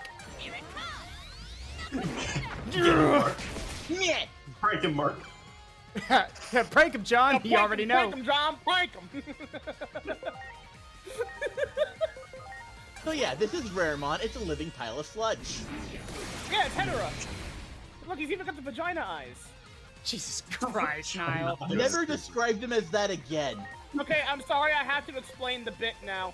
Yoshimitsu Bano, one of the guys who designed Hetera for the Godzilla series, quite literally and intentionally designed Hetera's eyes to be vaginal. Which means, because from the top of the corner of the eyes, Hetera can shoot lasers, he's got clit lasers. Oh my god. One of my Never favorite... say those words again. It is so funny to me and I love it. That movie is so trippy, and it's great. It's one of my favorite Shala era movies. Prinny 808. Dude, thank you for the thank you for the follow. I appreciate it. Dude. Appreciate it. How you doing, bud? Thank you for the follow. I am Datman says, why would you say that? Look, because it's true. Ladies and gentlemen, this is Mama Nile. She's been one of my friends for years. She says random shit, but she's also very funny. So I am like the epitome of why would you say that? Because it's true. Thanks. It costs you $0 to not say that. Yes, but it gets a rise out of few people, and as a brat, it makes me laugh. If I can make you laugh, it makes me laugh, and it makes everyone happy. So that's my mission. I think that's a pretty valid mission, if you ask me. And I am a Everyone, Tommy. Digimon crusher. That man Dan having that moment from fucking The Dark Knight Rises. That's what that feels like. Prinny says I had to follow after the pussy eyes thing. Damn it. Yes. Hey, so you know what? It added you another follower, so haha, you're welcome. New follower, dude. Dude. I support my friends by making them cringe. And don't forget, in the world of Disgaea, if a Prinny doesn't end a sentence with the word dude, he has to go back to school. Yes, he literally has to go back to school. Yep. That's fucking great. I need to actually finish a Disgaea game. They're just so grindy. I've never played any of them. The series that They're Etna's very fun. from. I just know about Etna and La Harville-chan, that's it.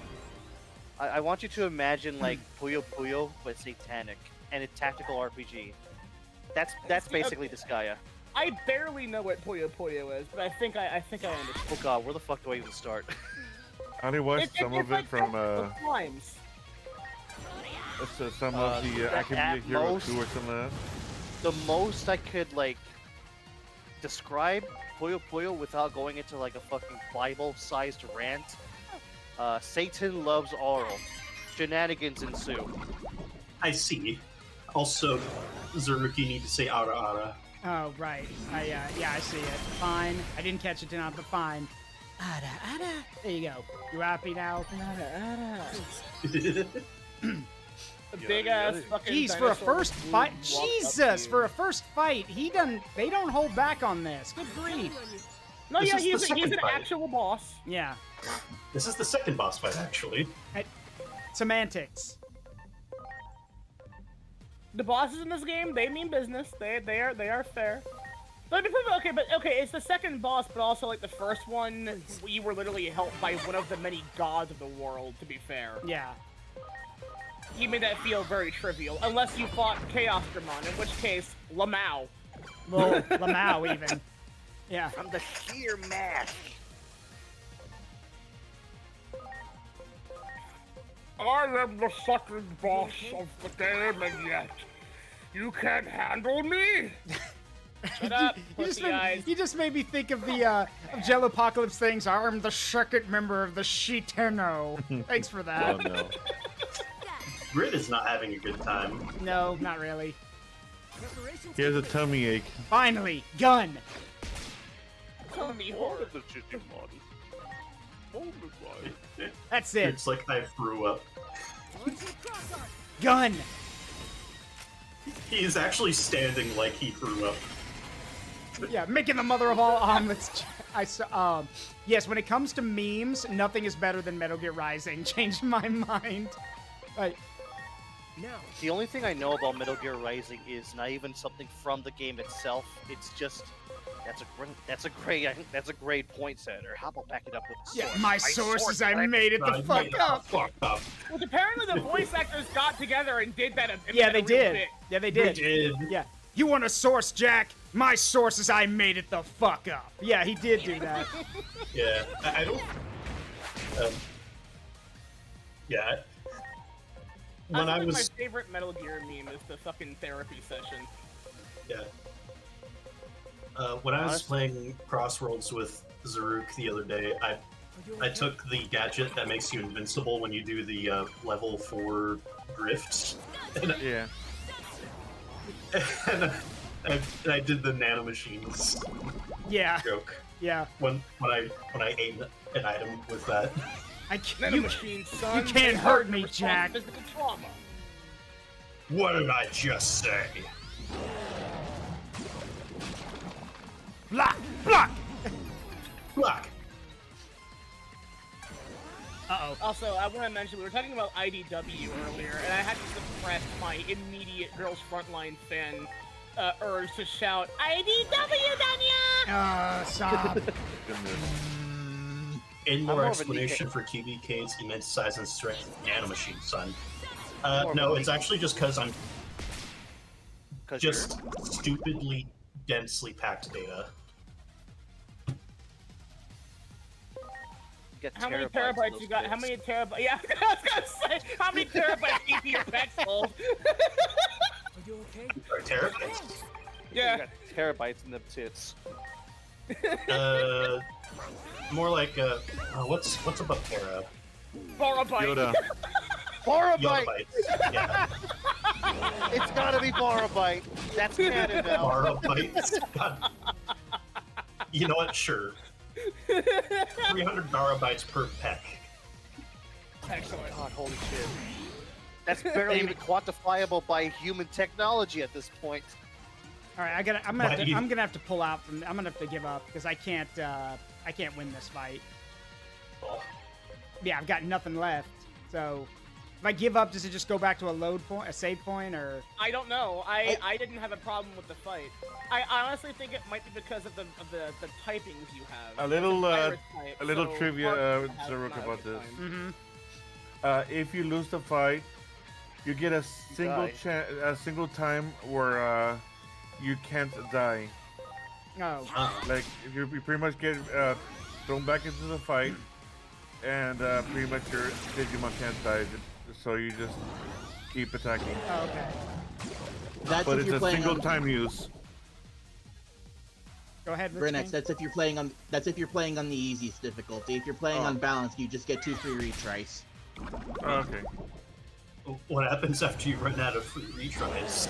You die. You likely get a game over and itself. Game over. Hey, yeah. okay, I'm gonna If you mention die this. in the Hey, game, you die for real. also, Kade, if you ask LichKing for an answer, quit talking over him. He was trying to tell you. But yeah, you get a game over, obviously. It's like you likely get a game over and then go back to the. Sorry, didn't mean to interrupt. No, it's fine. Likely go back to your last save. It's like that bit from Russian Badger's World War Z video. What happens if we die trying to take Jerusalem? You go to hell, you fucking heretic. I thought you were hot. Guess what? Yeah, sorry, I just had to tell That's a joke. cool. I'm so happy though. I of course have a Cubimon. Because I'm gonna go for a Kuzahamon. And her victory line, I shit you not, in Japanese, a single ara. Makes me very happy. Oh. A singular Ada. Just the one, and that's all I need to melt. That's all it takes. Alright. I'm pathetically, hopelessly gay. What can I tell you? Okay, if I can make a suggestion for switching out your party. Yeah, go ahead. Since Raremon is a virus type, having some more vaccine types in your party will definitely help out. I'm looking. Agumon is a vaccine. Yeah. Well, oh, you know what? That's probably why. Yeah, Tentomon. Tentomon's fucking electroshocker fucking brutalized this boss for me. Yeah. Oh. Thing is, if we turn Koromon into an Zap. if we turn this Koromon into an Agumon, then we don't get Guilmon. So you can de-digivolve. That's true. True. Yeah. All right. You have to re-level it, but yeah. Virus, vaccine, and data is the third one, I think. Yep, classic Digimon element triangle. Hello, Agumon. The boy. He. Him. Let's see. And I do want to turn Yadomon into Solomon, but we got to get the int up first. And then George. You know what I just realized? What's that? So I got the pre-order bonus because I pre-ordered the game of Black Agumon and Black Gabumon. Mm-hmm. I always keep forgetting that Gatomon is a champion level. Yeah. Black Gabumon became Black Gatomon for me because I'm going for a Beelstarmon. And the canon line that I thought in my head for the character was in fact Black Gatomon, Lady Devimon, Beelstarmon. Because it's based on one of the characters from that Digimon thing I'm like mentally writing. Mm-hmm. So I just think it's very funny how this lizard dog becomes a cat that's like half its size, yet 3 times stronger in every way. Impression. Yeah. More efficient storage space or something. Also, fun and fact. That's gonna become tall, lanky, and busty as hell. I'm like, also, yes. fun fact. It's going from a hard drive to an SSD. Yeah. Also, fun fact. In Digimon Rumble Arena, in Digimon Rumble Arena 2, Gatomon is actually one of the only Digimon who has literally has a "No, I win" move, where literally if one of Gatomon's moves has a I don't know what the term for it is. Iyzeekiil probably knows because he understands fighting game terminology. Basically, if you get someone pinned up against a wall in Rumble Arena 2, one of Gatomon's moves can just be spammed over and over again, and it literally has no reset. So you can just keep spamming it until they die. If you That is really fucking funny and totally in character with Gatomon. In fighting games terms, that's called 0 to death. Yeah. ZTD. Foxboy size and What deer. the fuck? Who are you? Why are you so tall, sir? Oh, it's you. Okay. Who are you talking to? I'm also playing the game. I'm just doing some like level grinding in the background. I'm at the cool location. All right, Agumon, do your thing. Okay, I'm gonna come out on the record and just say it. I know why they did it. I do miss the original, like the English voices for some of the Digimon. Yeah. I agree. Like in fun. Not gonna lie, it'd be nice if they had more like variety. Like sometimes you'll get this one voice, and sometimes you'll get the other voice. Yeah. Voice based on personality. Yeah. Yeah. I mean, So that would also though break a lot of the thing, because that would also mean that you can only because like personality does affect what they can become apparently. Yeah. In some capacity, and by that I mean like it depends on how easy it is to get that Digimon. Like I said, like the stats will change depending on you will get like benefits and some stats and negative effects in others depending on what personality you have, kind of like EVs and natures and Pokemon. Yeah. But the problem with that is that, like I said, I have a Blue War Greymon or a Blue Greymon, and it's gonna be very difficult to get a Blue Metal Greymon because it requires a high level of int as well as attack, but those are completely different stats on like opposite ends of the spectrum. So I keep going back and forth in between them, in between the personalities that like really benefit one or the other. I can't really get both. Okay, I have a little tip for that. Right I have a little tip for that. So you see those numbers on the right side of their. I know what those are. I've been trying to raise it, but the problem is I don't have the items to raise those right now, so I can't really affect those. If you somehow get a nerdy Digimon, merge it with the one you're wanting the intellect stats on. Oh. Also, so that makes sense. It'll transfer over. Yeah. Yeah. Also, I would like to point out something funny about Biyomon. In Digimon's Data Savers, aka Data Squad, Quentin Flynn, who voices Raiden in Metal Gear Rising, and just in Metal Gear Solid 2, voices Marcus Damon, one of the main characters. And Marcus, in the anime, throws hands with a Biyomon, and when I say throw hands, I mean literally beats within an inch of its life. Because, and here's the thing, he gives the Biyomon a shot. He's like, I'll let you take a shot at me. Biyomon punches him in the face, and Marcus's response is to not even flinch, look him dead in the eye, and say, "That was your one shot, and you wasted it. Now you're gonna get it!" And he starts beating the absolute dog water out of him. Like, I'm talking, like, brutal enough that they probably, like, I've seen both the Japanese and the English version. There was a lot of stuff cut from the English version, because in the Japanese version, he beats that bird within an inch of its life. Damn. That fucking bird I hate. Yeah, to quote Sai, yeah, that fucking bird that I hate. And the entire reason he did it, before anyone thinks that our main character is a psychopath, he did it because he told Biyomon, "No, I'm not letting you be my sister's Digimon, because if you can't even stand up to me, then you can't protect my sister. But if you can beat me, then then you can do it." Biyomon couldn't. Marcus beat the ever-loving shit out of him. Let's go. That one. And Marcus motherfucking Damon, the only Digimon protagonist to put the fear Yggdrasil into one of the Royal Knights. Yeah, I have to mention that story. In Sabers, there is a scene where Marcus, Marcus wants to throw hands with Cranimon. He's one of the digital knights, one of the royal knights with the massive unbreakable shield. Marcus punches the shield. Mind you, just a few minutes earlier, a few mega-level Digimon couldn't get through the shield. Marcus, Not only cracks it. cracks it. Marcus leaps at Cranimon, who puts his shield up to defend himself. Marcus's first blow cracks the shield. His second blow smashes right through it. Cranimon, terrified for his life, mind you, this is a mega-level Digimon tasked with protecting the king of the digital world, runs the fuck away and literally has a panic attack in private, realizing to himself, he punched through my shield with 2 hits. What would he have done to me? Like, he has a panic attack, realizing that guy probably could have punched a hole right into him. So, and I mean, too, and what's also funny is that apparently, I don't remember who it was, one of the royal knights, after hearing that, basically tells him, man up, you giant disappointment. Like, he tells him to man the fuck. Right. So to paraphrase overly sarcastic productions, so now Craniemon hurts on the inside and the outside. I mean, wouldn't you if you had a shield that defended any attack from every single direction possible, and it gets broken by a tiny human in 2 punches? Yeah, no, I'd have a panic attack, but I'd feel even worse that one of my allies told me to man up. Emotional damage. Emotional damage, yeah.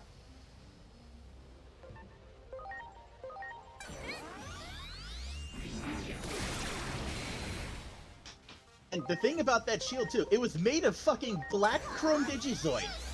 Yeah, which is unbreakable. Then why did it break? Because Marcus Damon. Like, To be Marcus fair, though, fucking like, Damon. I mean, No. again, to be fair though, isn't Marcus, like I said before, isn't Marcus the fucking like son of the guy who created the digital world or some shit? No. He's just a normal teenage kid who gets into fights. Okay, because I was told by someone else that like that's apparently what he ends up being. No, he Or just something equivalent. No, you see, the dad goes to the digital world, and in order to survive, he merges his soul with his partner Bancho Leomon. I love Bancho Leomon so much. And then that's pretty much how he ends up as Bancho Leomon. And to make things worse, Yggdrasil, the god himself, takes over the dad's body. And Marcus's response to finding out that his dad's been taken over by the god of the digital world, punch his dad and then God in the face. Because fuck you, it's Marcus Damon. Okay. Also, Marcus is the first leader to break the goggle rule. He doesn't use goggles, he uses his fists.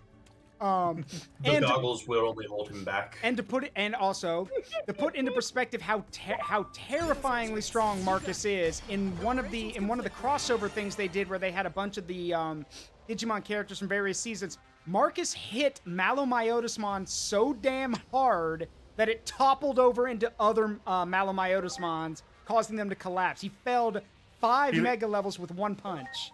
He treated them like bowling pins. Yeah, yes. With 1 punch. My favorite anime trope: unreasonably strong children. He's not a child though. Yeah, he's not. He's a young adult, Teenager. close to like 16 or 17.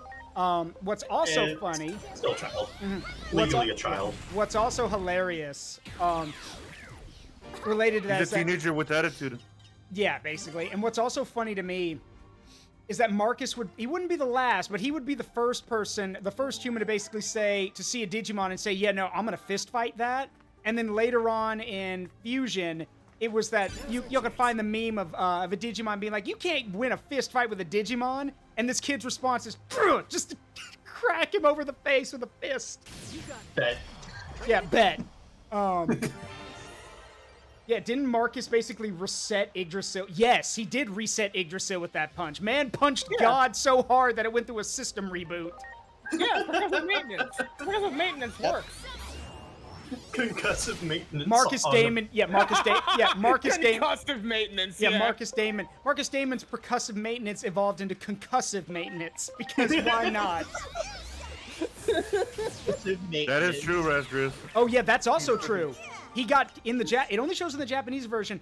During Marcus and Agumon's fight, Agumon kicks Marcus in the nuts, and Marcus's response is only, that hurt, damn it.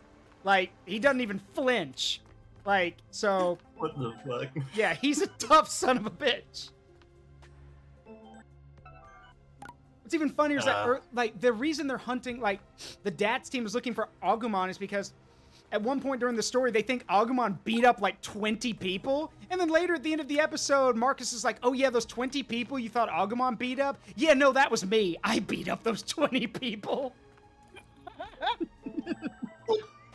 Bro was just God. Jotaro. Yeah, basically, Her yes. hands are so gigantic. What the fuck? You can do this. I love That her. one. Ready to go. Yes, I just got a Witchmon. Marcus Damon, the embodiment of the meme, built different. Yes, he is. Yeah. Different, no. Stupid. Built Should not fucking even stupid. exist. Built stupid. Built just built incorrectly. Built with the incorrect parameters. I should not exist. And yet Constructed he does. alternatively. I love the phrase "built stupid." I shouldn't exist, and yet I do. I shouldn't exist, and I decide to make it everyone's problem. Now's our chance. Do it. I'm just God has allowed me to live another day, and I intend to make it everyone's problem. Wait, actually, Iyzeekiil, if you're still here, didn't you say that at one of your streams once? I remember you saying something Yes, like, I did. yeah, you said God has allowed me to live another day, and I'm about to make it everyone's problem. Fun fact. God wanted me dead, and you're about to find out why. Fun fact. Also, the I don't know. I don't remember his name. But in one of the Danganronpa games, one of the voice actors for that, I wish I could remember the character's name, but the voice actor, as his character, has been quoted as saying, "Good morning, everyone. God has allowed me to live another day, and I'm about to make it everyone's problem," in character. So I wish I could remember which one. Which game was it? I don't know. That's the thing. I don't play Danganronpa, so I don't know. Wise choice. You know what'd be really funny? What? As if one of the Digimon in this game just randomly did the Yamcha pose when he defeated them. It has to happen. I want it to happen. Hello, now. You say that Solomon. now, I really want that to happen now. It would happen only to Leomon. Shut up. You know, the funny thing is, Mean! you know what Mean! I'm right. Why you booing me? I'm right. You know what? Honestly, though, I perpetuate the own joke because I have an FF14 character that's a Hrothgar as an alt because I wanted to grab the name for this character specifically just to have it. The name is boy. Leomon Iyzeekiil. Oh my, Oh my god. I fucking hate that, and I You love just it at the put- same time. You just put the image of Leomon getting hit by a fucking truck in my head, and I hate it.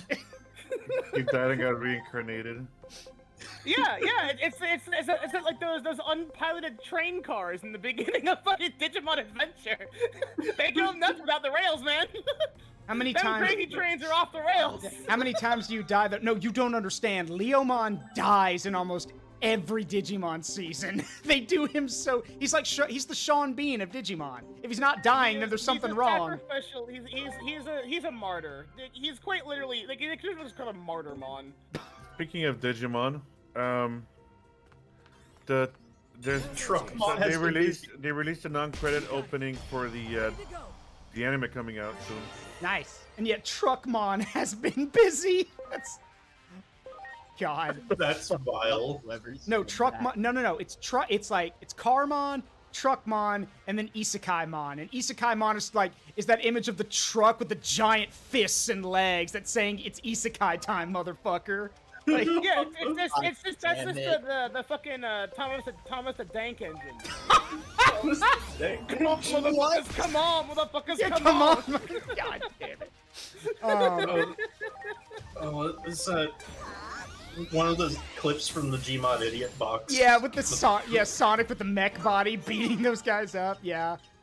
Do. Sonic. Oh, sorry. Thomas. Thomas, yeah. Doing that, and it Yeah. plays. Sonic the Tank Engine. And it plays the Thomas the Tank Engine theme sped up in the background. It's not sped up. Yeah, It's but like bass it's boosted. it's bass also, I boosted. believe it was also a cross song because it was I think it was a Biggie Smalls edit. Maybe. Really bad. The only Yeah. But before that Thomas was the just Tank like Engine. Heavy and Scout in a truck. Yeah. Doing like the fucking Six Flags Six thing. Flags theme. Here we go. And the other thing I remember is and I'm sorry, I can't think of Thomas the Tank Engine now because I'm such a 40K guy. I only think of Thomas the Demon Engine because somebody drew Thomas the Tank Engine as a demon in 40K. And crazy Of course. no, here's where it gets so crazy. Apparently a member of Games Workshop saw it and was like, Oh, no. and literally was like, fuck, I wish we could include that. Wait a minute. And then made literally looked at the idea and was like, wait, and then made a demon engine look suspiciously like a train car, like a train system. Like, so. Coolified wants you to show us Thomas the Demon Engine. Thomas the Demon. Fine. It's supposed to be a Digimon. That's right, fine. Hold on. Thomas the Demon Engine? I'm kind of surprised you guys haven't seen this before. It's actually really fun. I am. Hang on. Rook is a Digimon stream. If we don't go off the rails at least twice, it's not fair. a Digimon stream. Fair enough. All right, hang on. Off the rails. So it is on Red. So there are actual models that people have made. Oh my god. Hold on. Of course there are. Okay, wait. I'm gonna show you the picture first, and then I'm gonna show you all the models people have made. Iyzeekiil, you need to see this too. Holy shit. So here's the drawing someone did. So there's Thomas the Demon Engine. Jesus Christ. In a 40K style. Hi, Hey, Oh Sai. my god. Hey, I made it. The fucking expression. Oh, Yeah. I have seen the edge of the universe, and now you will as well. Wait, ladies and gentlemen, it gets better. Here's an actual model that somebody made. Like, I really wouldn't want to fight this in a tournament. I'd just be like, I give up. Jesus Christ. Instant capitulation. That's fucking incredible. Yeah, okay, but... Oh my But- lord. But it gets better. But wait, there's more. Because... Wait, it gets worse. Yeah, it can always get worse. Here's an orc version. Oh. Looted Thomas the Demon Engine. No. Wow. Oh Wow. my lord. Oh, dude. Thanks, dude. Oh my god, the face is excellent. I fucking love that. That's awesome. That is. Gotta make my way down Soto Island. Thomas had never seen such bullshit. Yeah, boss. He Yeah, wasn't painted red. yeah, boss. Yeah, it should be painted red. You're right. Boss Topham hat. Yeah, Well, no, boss. that wouldn't be Thomas though. That would be James, wouldn't it? Yeah, it would be. Yeah. What do orcs think about blue? Blue is lucky. Blue is lucky. Ah. So, yeah. So blue is lucky. Oh, I'm fucking dead. Yeah. So there's I went from scary to silly really fast. I mean, yeah, but that's 40. Dude, that's 40K in a nutshell, my guy. That's 40K in a nutshell. Like literally 40K is like, oh, that was scary, and now it's silly. That's 40K in a nutshell. It's So fucking ridiculous. I'm trying to think. There was hold on. There was another thing I can show real quick. Where is it? The giant Vmon is PsyDrag. That's PsyDrag. See, there was. Hello. Wait. Okay. Oh, what now? This. Oh, hey, no. my friend, I forgot my one of my buddies, Clay, is a 40K guy, and he showed me this once, and now I found it again. It was time for Thomas to leave. He had seen everything. Oh my god. Oh no.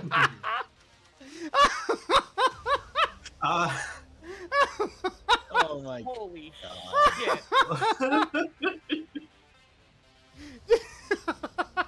You see, And again, this is some fucking person knowledge. breaks that out at the fucking table, and you're like, all right, you know what? I'm just gonna go. I'm gonna go. right here. I'm gonna go. Yeah. It's time for me to leave. I've seen everything. Yeah. Yeah. Congratulations, you won. Yeah. Okay, I recognize that's a rhino, I think, on the Yeah, left. it's a rhino. Yeah. What's the vehicle on the right, though? I That don't is a recognize blight it. launcher. That's a death cord. That is a death guard thing. Yeah, that's a blight launcher. But it's That face is a blight. I swear to God. And yes, I'm with Vitrov on this one. Some people are just really creative. To quote a YouTuber, he goes like, "No matter where your creativity comes from, your heart, your soul, or even the backlands of your nightmares." Which, because that just shows me that somebody somewhere was like, "Yeah, this show creeped me out as a kid. How can I scare people?" I mean, It looks like it'll eat your soul. That's because it will, man. I mean, let's not forget, for those who don't know, okay, so fun little video game fact here. The same guy who made the Alice Madness Returns games was also one of the leading... American McGee. Thank you, Iyzeekiil. Was also one of the leading people behind Epic Mickey. Okay? Oh. And so Epic Mickey, the game, was actually supposed to be a hell of a lot creepier.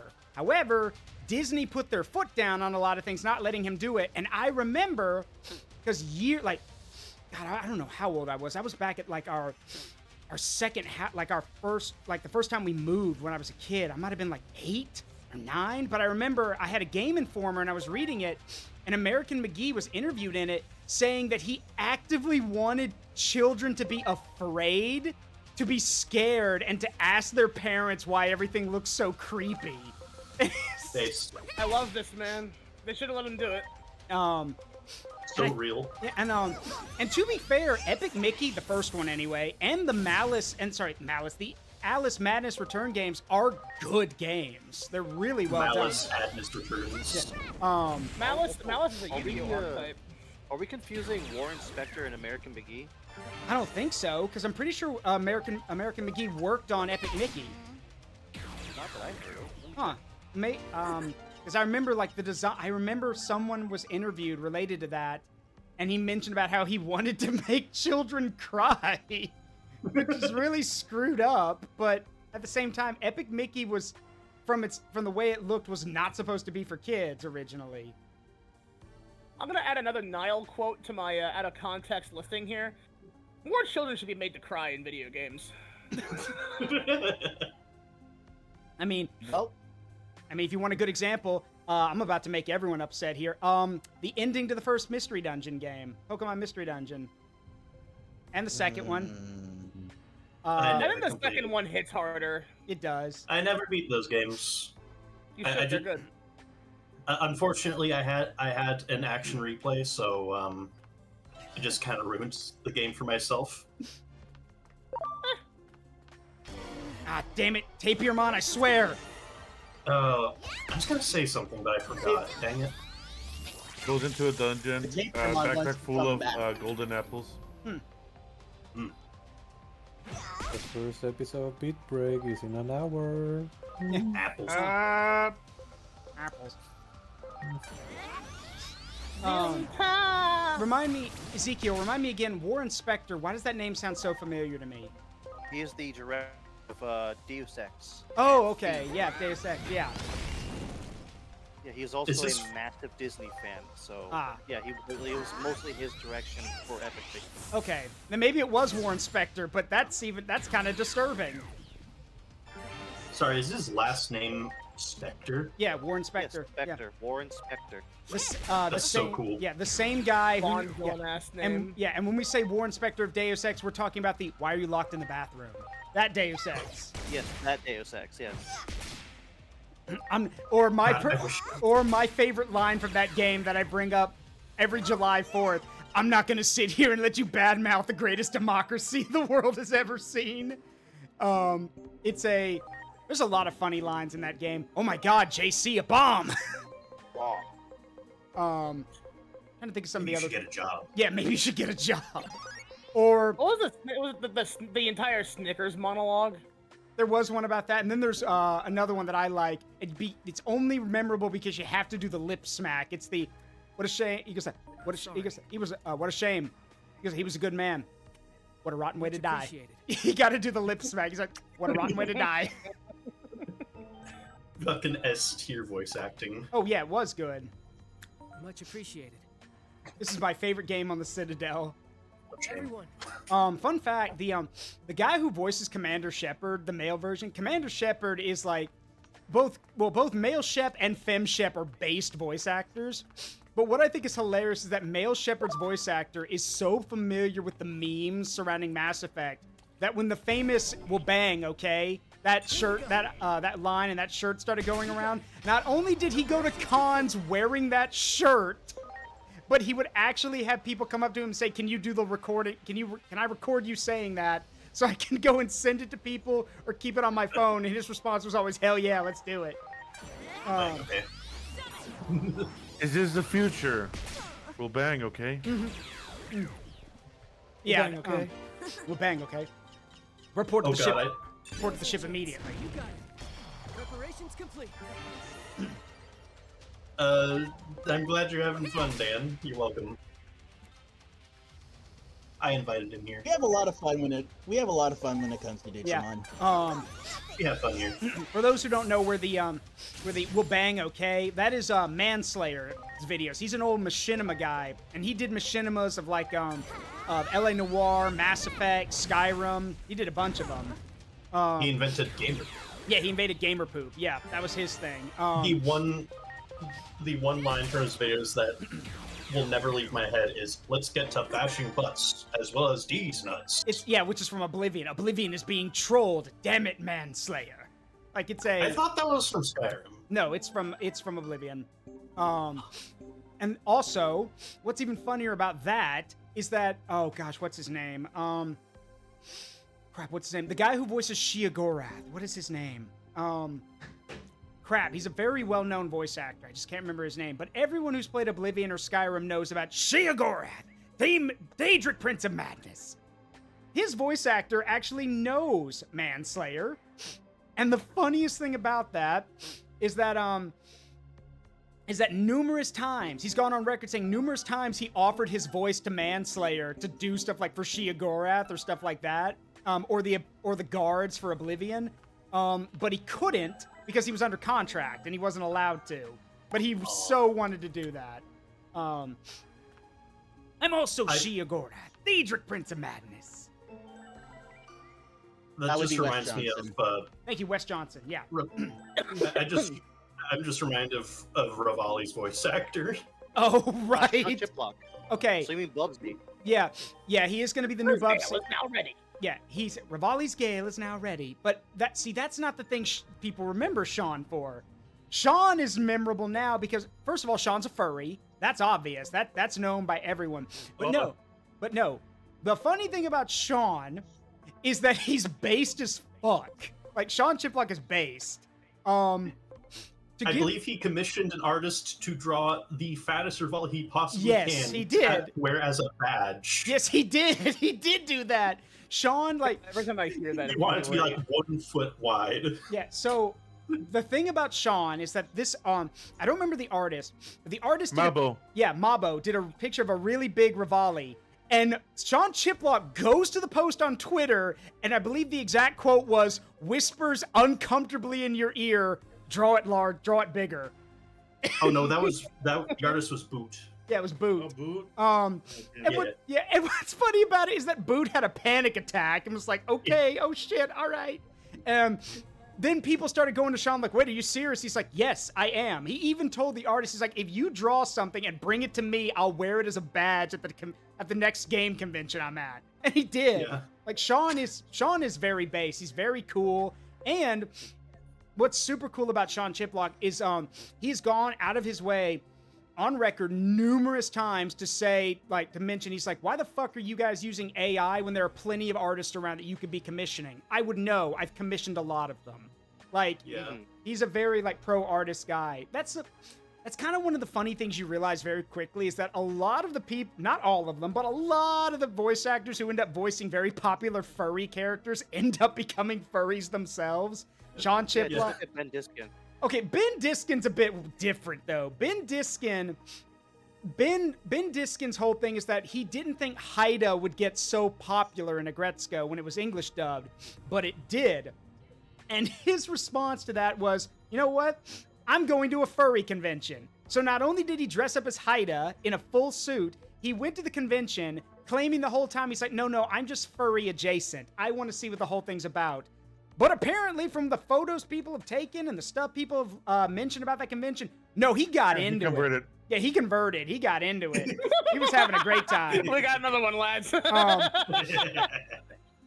Trying to think of some other ones. There's trying to think of some other well-known ones. I know that that Coolified's right. Male Shepherd's VA was a brony at one point. And has been went to BronyCon at one point in disguise, and nobody knew who he was, which is hilarious. I'm trying to think of some other voice actors I know who are furries. I know that, I know Sean Chiplock is. I know Ben Diskin is. I know that, oh gosh, what's his name? I know people were saying that Sidon's voice actor was like leaning that way, but nobody I think his voice actor's only known for doing Sidon. I don't know if he's done other stuff. So anyway, it is such a shame that Sean can't dress as Rivali. It is a shame. Like wait, he's not allowed to cosplay? I don't think he is. Why would voice actors not be allowed to cosplay? Probably because of some bullshit NDA shit they probably signed. That or because they're very aware of his nature on the internet and don't want him quote unquote corrupting the image of the character by the official voice actor. Because Nintendo hates fun, that's why. Yeah, that too. Here we go. Sidon. You mean the gay Zora? Sidon? You mean the gay Zora? Yes. Yeah. Yes. Gay fish. I would say take that less with just Nintendo, more like Japanese companies in general. Yeah, that's true. Yeah. Also, because there are some that will absolutely allow that. It's just that I think that Nintendo has this thing where like they're kind of becoming the Japanese Disney of like we want to keep a very specific image, and I'm like, y'all are destroying that image at every fucking turn, letting half your letting or doing half of what you're doing. It's come on, just stop it. Also, I don't think that Rivali can have the power to do that. I don't think that Sean can like speak as Rivali either. Yeah, it's, he just can't do anything Rivali related. Also, I haven't heard Lich speak in a while. Is he still here? Yeah, he's still here. I'm still here. Okay.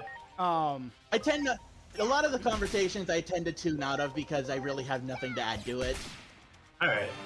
I understand that. That's fair. I fully understand. That's why I've been at this for a little bit now. Yeah. I'm trying to remember the but one thing I remember hearing that was absolutely hilarious. It was oh right, what was it? The oh gosh, look, I've always been a fan when the voice actors, be it games, shows, whatever. I want the voice actors to be invested into their roles or invested into the characters because it shows that they give a shit. I mean, if you want a really good example, Alex Lee, everybody. Alex Lee is one of the coolest voice actors around, not only because he's an absolute ham when he wants to be, but the man knows that he's walking meme material because of some of the stuff he does, and he accepts it. For those who don't know who Alex Lee is, he's the voice of Makoto Yuki in Persona 3 Reload. And he's also, help me GrineX, what's the Arise anime? What is that? Solo Leveling, I believe. Uh-oh. Yes, he is. Solo Leveling. Yeah, so he's the main character in Solo Leveling. And he was when he was cast for that role, there were a lot of people who were all over his case, telling him not to screw that line up. His response was to make a tweet video about it saying, if you guys keep harassing me or giving me shit about this, I'm going to make sure that that's the most embarrassing line read that you've ever heard for that line. Well, yeah. And I'm just sitting here, just writhing in my seat, wriggling around, just being like, "You're forgetting the big one. You're forgetting the big one." What's the big one? Tell me. What's the big one? Luke from Street Fighter. Yeah, he's also Luke from Street Fighter. And fun fact, it is because of Alex Lee that Luke became like the way he is now in Street Fighter 6. Because he not only did he like switch up the voice a bit, but he's also like he told the voice director certain things that would make Luke more like who he is. Like, for example, when Luke wins a round, he goes, "Let's go!" Which, that was Alex Lee's suggestion. Like... Alex Lee also voiced Sonon from the Final Fantasy VII Remake DLC. Yep. I know that because I remember playing that DLC and thinking, wow, this guy sounds like he would voice my Sonic OC pretty well, and you had to go and look him up, and that's why I learned about Alex Lee. Also, the Batman. Yeah, wakey. Or his and for those who don't know, that is from him and his voice director coming up with all kinds of funny lines for the Arise moment. So we have like, wakey, time for school, or stuff like that. Or the one that that I swear he slipped that in without, like, let's see, there was, he was like, it was like, wakey, one of them was like, erect. And the voice director was like, no. Like again, I like it when voice directors and voice actors and yeah, I am Dat Man's correct. Joe Zija is another good example. Joe Zija is also a walking, talking meme. And then there's voice actors who, you know, should keep their mouth shut and they don't. Or hell, actually, that territory now. not really. I mean, I'm just mentioning there are certain things like, you know, there's some voice actors who just do their job and then, you know, embrace the characters or really get into it. But then there's those who like get really uppity about stuff and kind of forget that, again, you're a voice actor. You don't need to act so high and mighty. Sean Schmel. Oh, whoops, did I say that out loud? Tara Strong. Tara Strong's another one, yes. Bayonetta's voice actress original. But yeah, Sean Didn't Schmel. he also get into a controversy at some point? Who? Okay, where do I? Okay, Bayonetta's let me voice get my actress. giant. Just slam it on my table really loud, obnoxiously, and go through the pages and pages and pages of bullshit that she has said, done, or said. Let's just start with the first stack. You don't have to go through all of them. But like, go I pop mean, off. for my point, imagine being anti-vax during the COVID-19 pandemic. Yep. Yeah. She's was- one of was those it, people that like RFK and it's just like it causes autism. Much appreciated. Ruben Langdon as well. Dante's voice actor is apparently a piece of shit too. Apparently, Yeah, Yep. he is. and that's what, apparently that's the reason why they may have dropped him from and replaced him with Johnny Young Bosch for the anime that came out recently.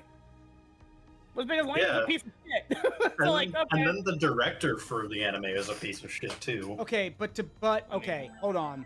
I'm playing devil's advocate here. In the defense of the director of the anime, he was literally... I am back. Welcome back, GrineX.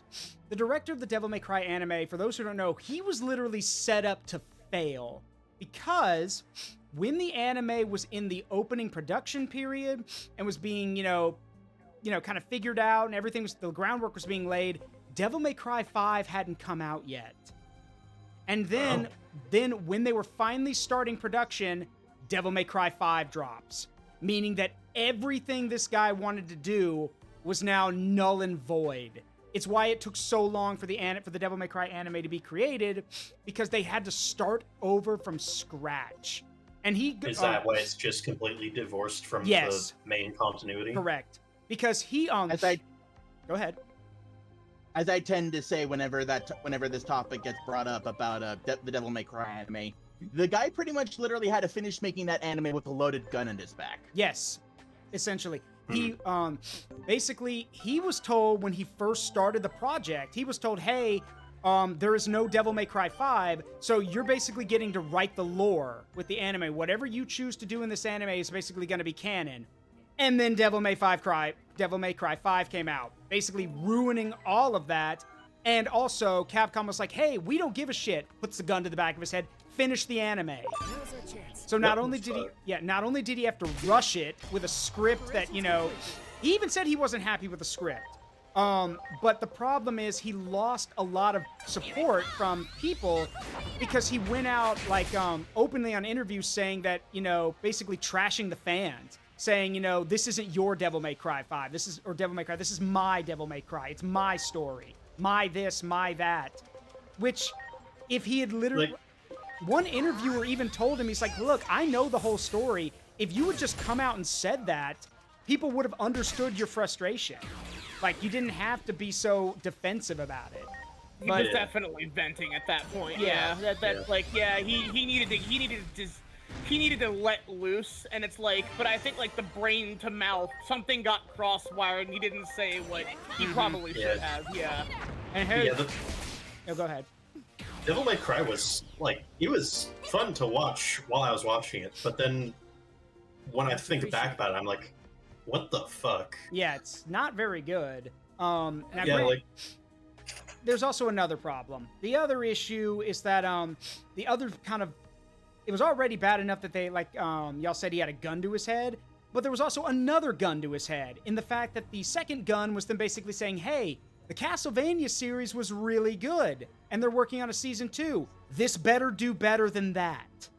Which that's not gonna happen either. Yeah, the worst thing is like they probably had bigger name voice because they had fucking Johnny Young Bosch play Dante, and it's like Johnny's a great voice actor and a pretty popular name in the voice acting gig, and it's like.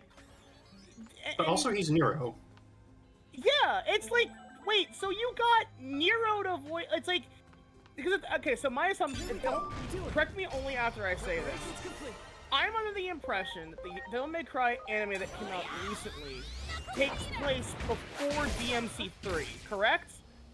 Again, it is totally divorced from the main continuity, but yeah, it definitely has prequel vibes. Because that would make sense if he's voiced by Johnny, because, like, Nero becomes more like Dante in DMC5, for, like, DMC3 Dante, specifically, for a little while. Yeah, where, you know, has his heavy moments and everything, but, like, he's more like DMC3 Dante, so yeah, like, Dante being younger, sounding more like Nero, kind of makes sense, since they are related, but at the same time, like... Also, to be fair, after, like, the first 2 episodes, maybe you don't really notice it. Yeah. You don't continue thinking, oh, this is just Nero. No, which is fair, but like Johnny Young Bosch has one voice. You'd know it's him still. Yeah. Anyway, about the whole continuity thing, like based on like the trailers and stuff, I was gonna be like, oh, okay, they're like doing an adaptation of the Devil May Cry novels that came out after DMC1 but before DMC3. Yeah. And that would have been like the coolest shit ever if they'd done that. You okay? I think the other problem is that first impressions for the Devil May Cry anime are garbage. Because like it literally has United States soldiers breaking into hell and gunning down demons, which fun fact, that was actually many people said the reason they dropped the anime was because of that. Like, and that part is so weird and fucked up. Yeah, and the thing is that many people did point out that the writer and creator of the DMC anime is very let's just say his political views are very out in the open about his stance on things. So he so my take is he basically, like Niall said, he had basically snapped at that point probably and was like, fuck it, I've got 2 guns to the back of my head. There's no way in hell this is going to do good enough, you know, to get a second season. Ironically, it does. It is getting a second season. But, so he figured, yeah, it is getting a second season. I'll give the second season a yeah, try. I'll give it a fair shot. But probably what ended up happening was he figured, you know what? I'm out the door either way. Fuck it. I'm going to say whatever I want, do whatever I want, write this however I want. Who the hell's going to stop me? And it was just one big crash out. Yep. Yeah, just one big crash out. A valid crash out, to be fair. Yeah. Yeah. At the same time, though, it's like, you know what, that also then comes to me that it's like, he probably did it on purpose and wanted to get away from it. Like, no, I don't want this anymore. I don't want to be around for a second season. I want to be fired. I want to be fired. I'm going to say whatever the hell I want. Do we know if he's still directing the second that would usually work. I have no idea. Also, that reminds me, you guys want to know, here's your fun history fact for the night. This is for everyone. Did you guys know at one point in history, there was a guy who was elected to be Pope, like the actual Catholic Pope, and he didn't want the job, so they asked him once he got it, they're like, what's your first papal decree? I want to be allowed to quit. Okay, what's your second papal decree? I fucking quit. That is so valid. That's funny. Yeah. That fucking rules. Yeah, and now granted, him doing that did throw everything back into chaos, but the whole time he was like, I don't want this. You guys pulled me into this. I want out. I never asked for this. Yeah, I never asked for this. Literally. I have an interesting history fact. Go for it. What's Yeah. up? Did you know Poland had a bear soldier? Yeah, Wojtek. Wojtek. Yep. That doesn't surprise me at all. Yeah, the bear who carried and helped load artillery shells and I think, 8 cigarettes or something? Yep. Gross. Incredible. Thank you, more parts for that. Polish. Anyway, that history lesson you just gave, Britt, it just made me think of, wasn't the Pope that put the dead body of his predecessor on trial? Excuse me? Yeah, there was a guy who did that. Yeah. You just verbally flashbanged me with that Pope fight, information. Pope fight. Yeah, there's a lot of those, by the way. There's a lot of Pope fights. But yeah, Fallout 4 with fucking Preston Garvey making you General the Minutemen. Like, Yeah, I never asked. yes, for that. hello. Yeah, I never asked. He's for like, the advantage of being the only Minuteman means that there's no one around to dispute me making you General. that. So you're general. And I wish I could say, well, I'm General now, so I say I'm not the General anymore. I want to quit. Yeah. So, and fun fact about the Pope who actually quit, he literally quit and went and lived out the rest of his life in peace. Like, they never bothered him again. He was just like, I quit, leave me alone. So real. And here's another fun history fact. Now, granted, both of the people in this story are awful people, but the way it happened is funny. After World War II, the Soviet Union basically owns everything east of the Iron Curtain. Now, there's a guy named Tito, who is, I believe he's the dictator of Hungary, I believe. He is not a good man at all. He's a horrible dude. However, the thing is, despite being a communist dictator, he fucking hates Joseph Stalin with a passion. He will not do what Stalin says, despite the fact that Hungary's a puppet state at that point. He refuses to cooperate. He won't work with Stalin. So Stalin tried to have him assassinated over a dozen times. And by the way, that was his first attempt. Damn. Over a dozen times, and then a few more times, and it never worked. Tito always escaped them. But then, one day, a letter arrives at the Kremlin. The letter is from Tito, and it says the following. I'm paraphrasing, but it basically says, "Stop sending men to try and kill me. We've already caught 2. One with a gun and one with a bomb. If you keep sending men to try to assassinate me, send men to Belgrade to assassinate me, I'm going to send a man to Moscow, and I won't need to send another." And the assassination attempt stopped. Damn. So, yeah, the only man to basically tell Stalin, sit down and shut up. Wow. It's also the, and... Heartbreaking. The worst person you know made a great point. There's also a, and speaking of that, the death of Joseph Stalin is just a comedy of errors to me. Because for those who don't know, he died of a stroke. He had a stroke in his office, like, late at night, and he fell over onto the floor. Now, the thing is, it was loud. His guards heard it.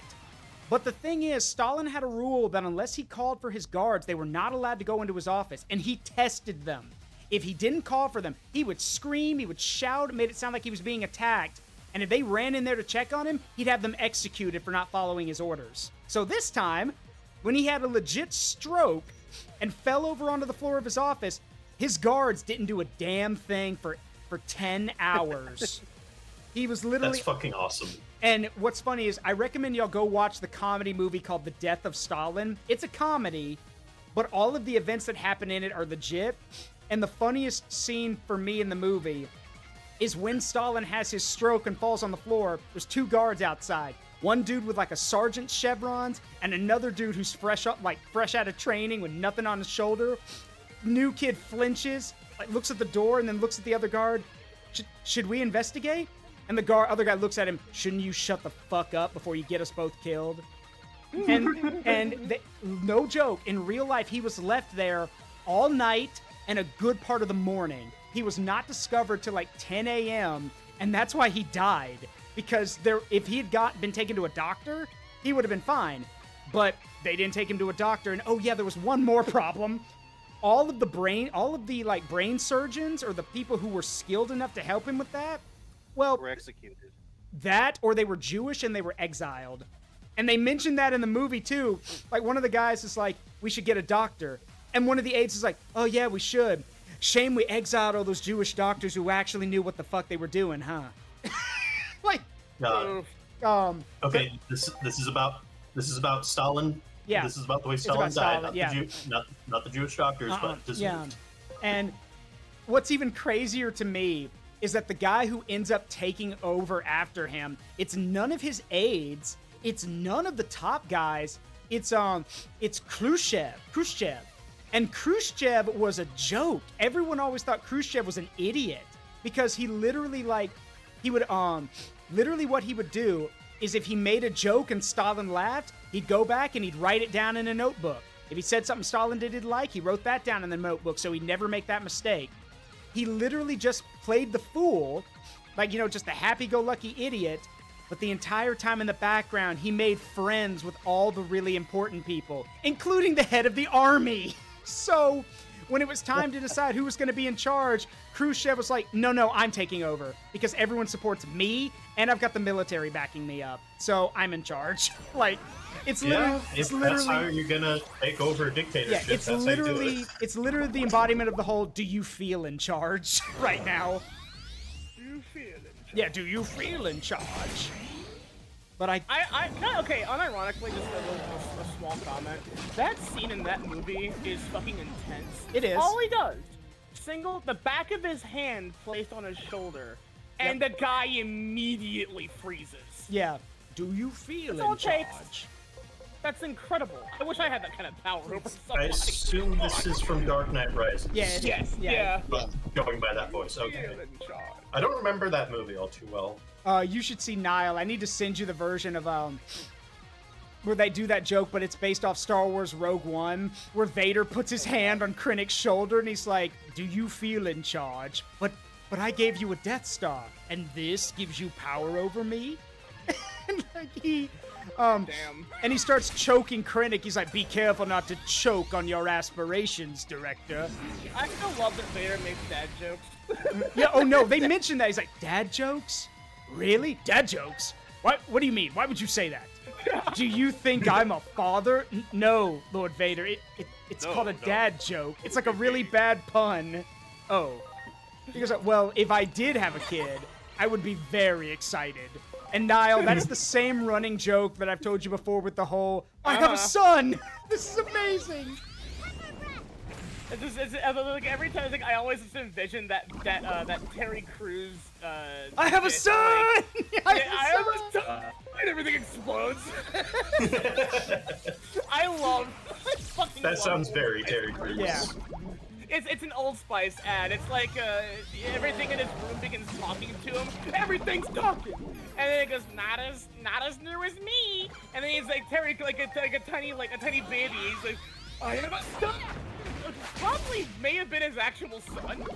Yeah. It might have been. I don't know when that commercial came out, but I know that he has a kid and they streamed together. I think it was, or they did for a while. The funniest thing I'm about not Terry sure. Crews, the funniest thing about Terry Crews will always be the fact for me, in Brooklyn Nine-Nine, when he's one of the police officers, there's a scene where he's talking to like this really smart guy who joined their group. And he's like, "Savant, you're part of the 9-9 now." He goes, "We look out for each other."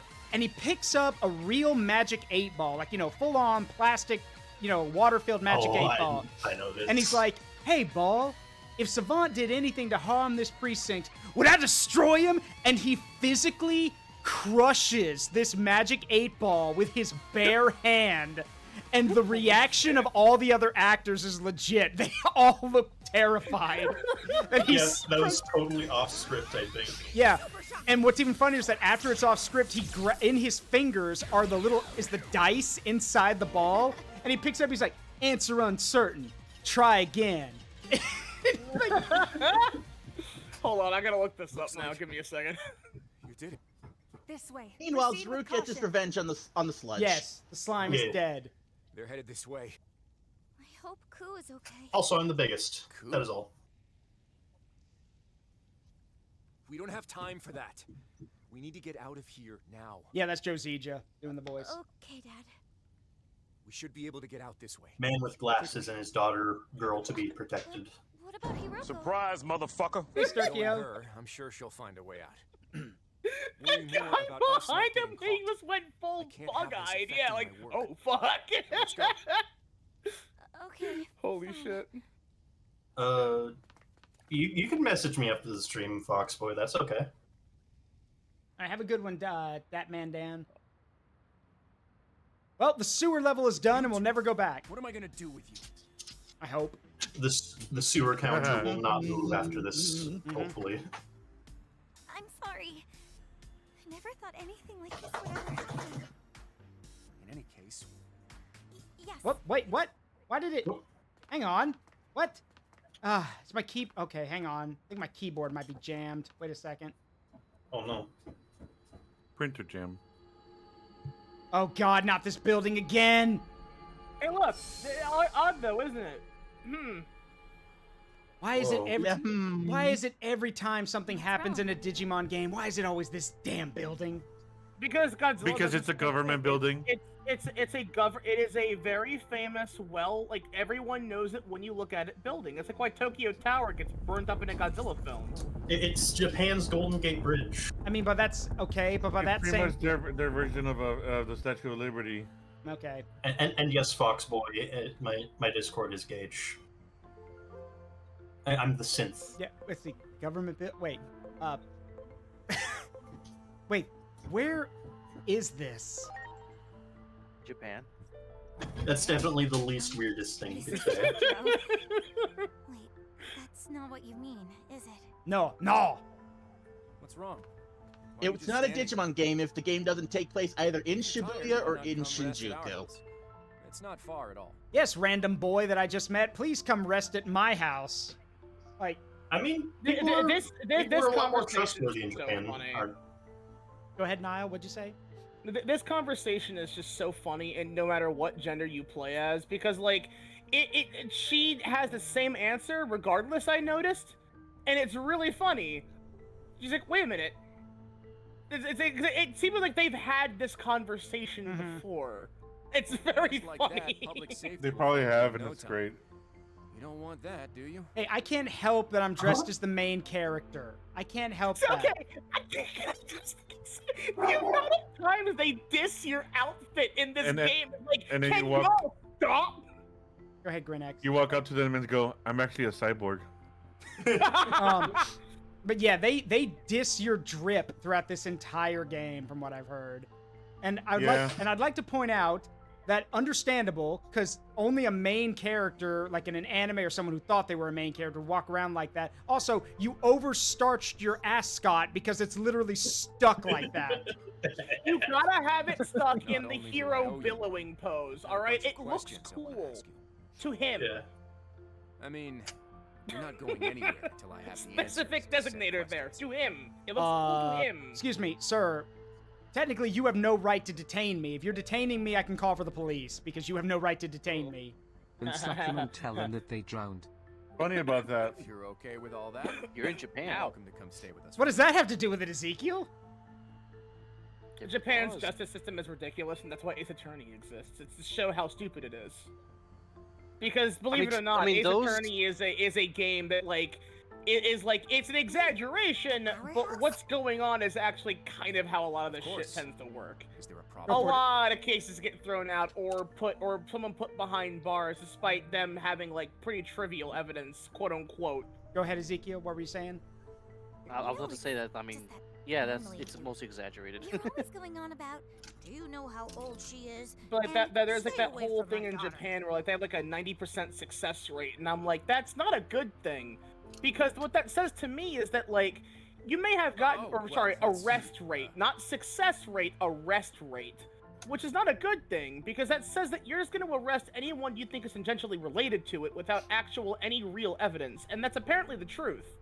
And Japan, they tend to have this thing of like, they don't, they'll just arrest you if they do believe that you are directly related in some capacity.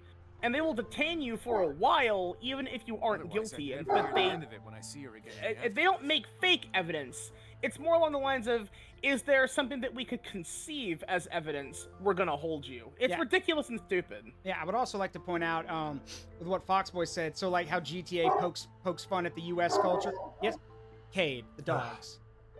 Kind of like how, GTA pokes fun at U.S. culture. Yes, and fun fact, by the way, there is actually... There's not much I can do about the dogs. Then, okay. Oh! Because I do think this is so badass. Y'all are gonna love this. So, a few years ago, a university in the United States actually started doing a course called U.S. History through Video Games. And one of the things they did was they did an entire course on the Wild West to modern America by using Red Dead Redemption 1 and 2 to tell that as their... basically as their guide stone, basically. Students would play the game or learn certain things from the game to learn about history, learn about American history. And cool enough, the audio textbook for that class was narrated by Arthur Morgan's voice actor, which is cool. That's awesome. Now, That's awesome. it gets even better though. yeah.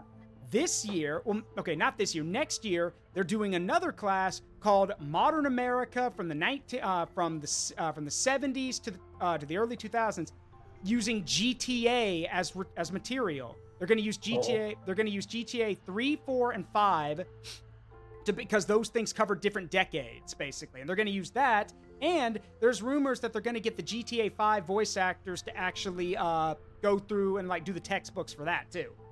And when you say 3, 4, and 5, do you mean GTA 3, GTA 4, and GTA 5, or do you mean GTA 3, Vice City, and San Andreas? no, I mean GTA 3, GTA 4, and GTA 5. Okay, because it's like that whole thing always bugged me. It's like, guys, numbers are there for a reason. Please use them. But to me, that's so cool because it is awesome still. Yeah, we have a university that is actually like being like, no, video games are part of the world now, and a lot of them have a lot of cultural stuff, so we should use that, and that's cool. I like that. I agree. Yeah. Now, granted, you can't do it like my brother was like, well, why aren't they using the Call of Duty things? I'm like, because you can't teach anything with that. That provision is history most of the time. Yes, thank you. Call of Duty is propaganda. Yeah, Call of Duty's propaganda. If you want, like, the best example if you want to do something like that is you'd use Brothers in Arms, which is has historical, like, it's not historically accurate, but it's historically authentic. And it also, those games have actual documents and stuff you can consult to see the actual history. But the point stands that using games as a basis to show the evolution of time or how things have changed is a good idea. Hell, I would argue, like, Iyzeekiil might have more information on this. I would argue that there are certain games out there that probably, like, if you could get away with it, maybe you could say Hotline Miami is a way to look into the 90s with its synthwave stuff. But, like, I could be wrong. I don't know. But Hotline again, Miami's 80s. Oh, okay, it is? All right. But my point still stands. There's plenty of stuff to work with. Also, I wonder if there's any educational value in Spec Ops: The Line. No, that's psychology. You do that for psychology. That's how. Fair. Don't any decision these guys make. Don't do any of it. Yeah, that's psychology. You do. Yeah, that would be psychology along with reading Heart of Darkness and a bunch of other stuff. Also, sorry, are you still there? Kate, hold on. Sorry, are you still there? Yeah. Okay, because your model keeps flashing like something's being picked up. You have a fan on? Yes. Okay, And the I AC knew is that. on as well. I had a feeling that's what it was. Okay. But yeah, at this point, I don't really like. I guess I'm trying to think. I guess you could. I can't believe I'm about to suggest this. Maybe it'd work. You could talk about, I don't know, industrialization by using Factorio or Satisfactory or something. I don't know.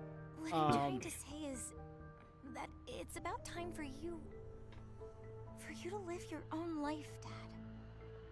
This conversation is over. Let's just head home for now. Yes, let's air the laundry out in public. That's a great idea.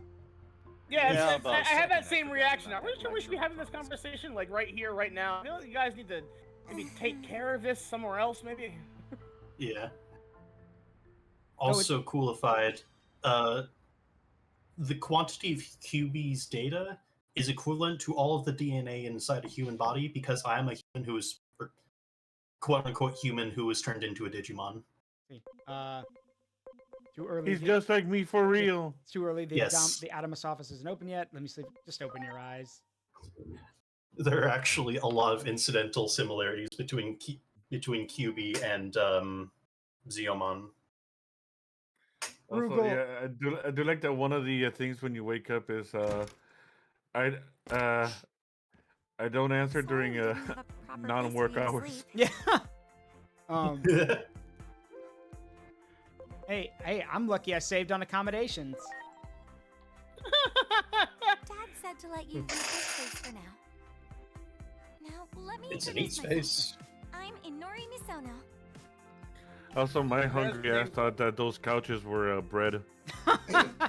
Yeah, Guillemon coded. Some things Guillemon make it coded. sound like we've met before. Because I saw like the texture thing, and I was like, oh, that looks like the bread. Like challah thing. bread. Looks like challah bread. Also, I think that airship on that poster is a reference to something, but I can't place it. At the very least, you're gonna end up Hello there. You're gonna Agent. end up walking around a few places I in the managed to catch cityscape fragments of here the audio soon, you and were there's so I'm many. not even I sure, just so like you can Cyber see Sleuth. the I Tokyo love all the Metropolitan fake Government advertisements for Building, things fully in the intact from where background. you are. It's great. I love the Visuals of effort that's Shinjuku put that I'm into like seeing this feels are a just hellscape like I Japan. can't This quite feels put like into words. I've also confirmed that metropolis you're not present at your fucking supposed type current city. Wait, Where there's I'm ads sorry. everywhere. Hold on, Pat. Pause. What do you mean? I'm not present in my supposed current coordinates. What do you mean by that? Based on You're all there, the but not in the Let her same The year. analysis Let her department cook. has reached the conclusion that Yes. you've traveled through time into the past. Of all the stupid, asinine, shark jumping bullshit. Sorry. That is a reference to Team 4 Star's the legendary Super Saiyan, because literally Bardock realizes I'm in the fucking past and then has that breakdown. This is another reference to that. That is a rock. Yeah, that is a rock. This is an unprecedented. Too bad I filled up on phenomenon. rocks. How is it we're To even be fair able to though, speak to going each other? back 8 years into the past. Damn, I'm back at a time where things aren't like overly expensive for what it is because it's retro. Time to stock up. Yeah. Yes. I don't know who just played that, but yeah. Oh shit. Here we go again. Yeah. Basically. That was me. Yeah. Thank you, LichKing. I have. This is just like one of my Japanese anime. I had the same. One of my Japanese animes. I'm sorry. I had to get the Otacon joke in there. I'm sorry. It's just. This is just like a sci-fi anime. Will I be able to get it home more easily than you did in your original timeline? What's with these guys? It's like one of my Japanese animes. What the fuck kind of anime have you been watching? I have. One that you're too uncultured to watch, Snake. I forgot that. Yeah, I remember that fan dub. See, I have no idea what's happening here. I'm sure you're tired of bad news by now, but the situation Well, here you is see, critical. I got Translation. Okay, so apparently, Hold on. Translation. I'm sure you're tired of bad news by now. Translation. Guess what, bitch? Here comes some more. Don't worry, it gets Collapse is worse. underway, and Shinjuku was the starting point of it all. Oh! So it's the apocalypse. Yeah, quite literally, yes.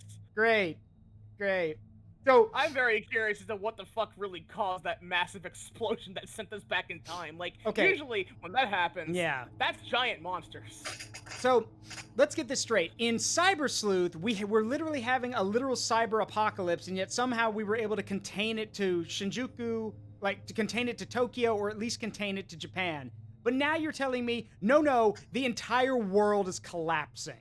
There's a reason for that, though. In Cyber Sleuth, that's because a portal was intentionally opened in that location, and that wouldn't spread everywhere because they didn't have the ability to spread it everywhere. Yeah. So, because that was there, it was localized entirely to that point. And it wasn't really an apocalypse yet. It was going to be, but everything went wrong pretty quick, so that got postponed. Yeah. Here, however, something really fucked up has happened and gone wrong, and it's gotta be with that egg from the demo. Mm-hmm. Why? It's like it became And a that weird running mystery gag shadow in- being. That's right. Yeah, it became. Yeah, we called that thing Wave Dashmon in my stream because it kept wave dashing everywhere. Like, why is he doing this? Stop it! Nothing personnel, kid. No, stop! Stop Oh it. yeah. Get some help. I want to know what the fuck that big ass skeleton was, though.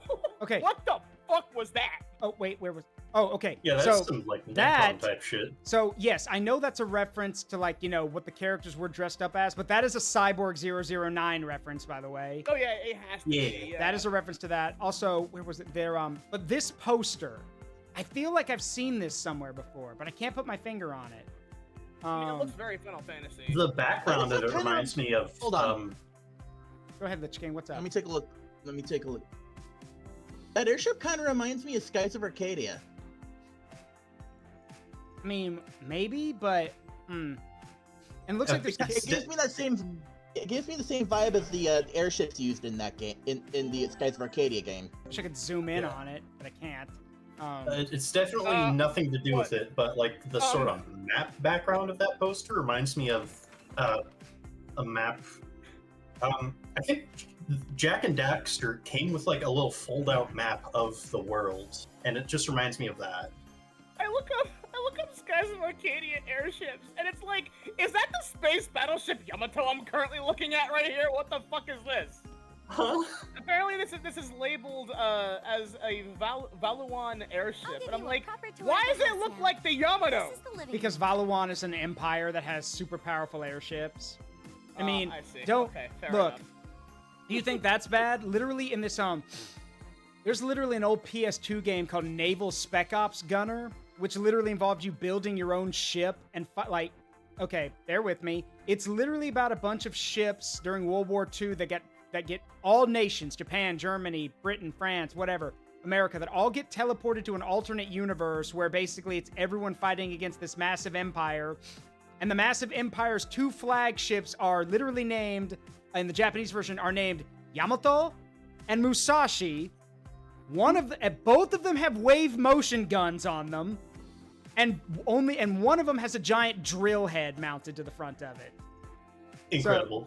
So no. Well, that's Gotengo. That's from Godzilla. That's a thing in Godzilla. Yeah, Yes, except this it is one. a thing in Godzilla. Yeah, except this one's only on the water, and it also has like giant rail guns and pulse guns and everything. And also, you fight the Musashi, in your first playthrough of the game. But if you go back on a higher difficulty and take on the more advanced challenges, you fight Yamato, and you find out they're like, wait, that looks just like the old flagship, except this one's fully powered by a sentient AI that wants you fucking dead. So I see.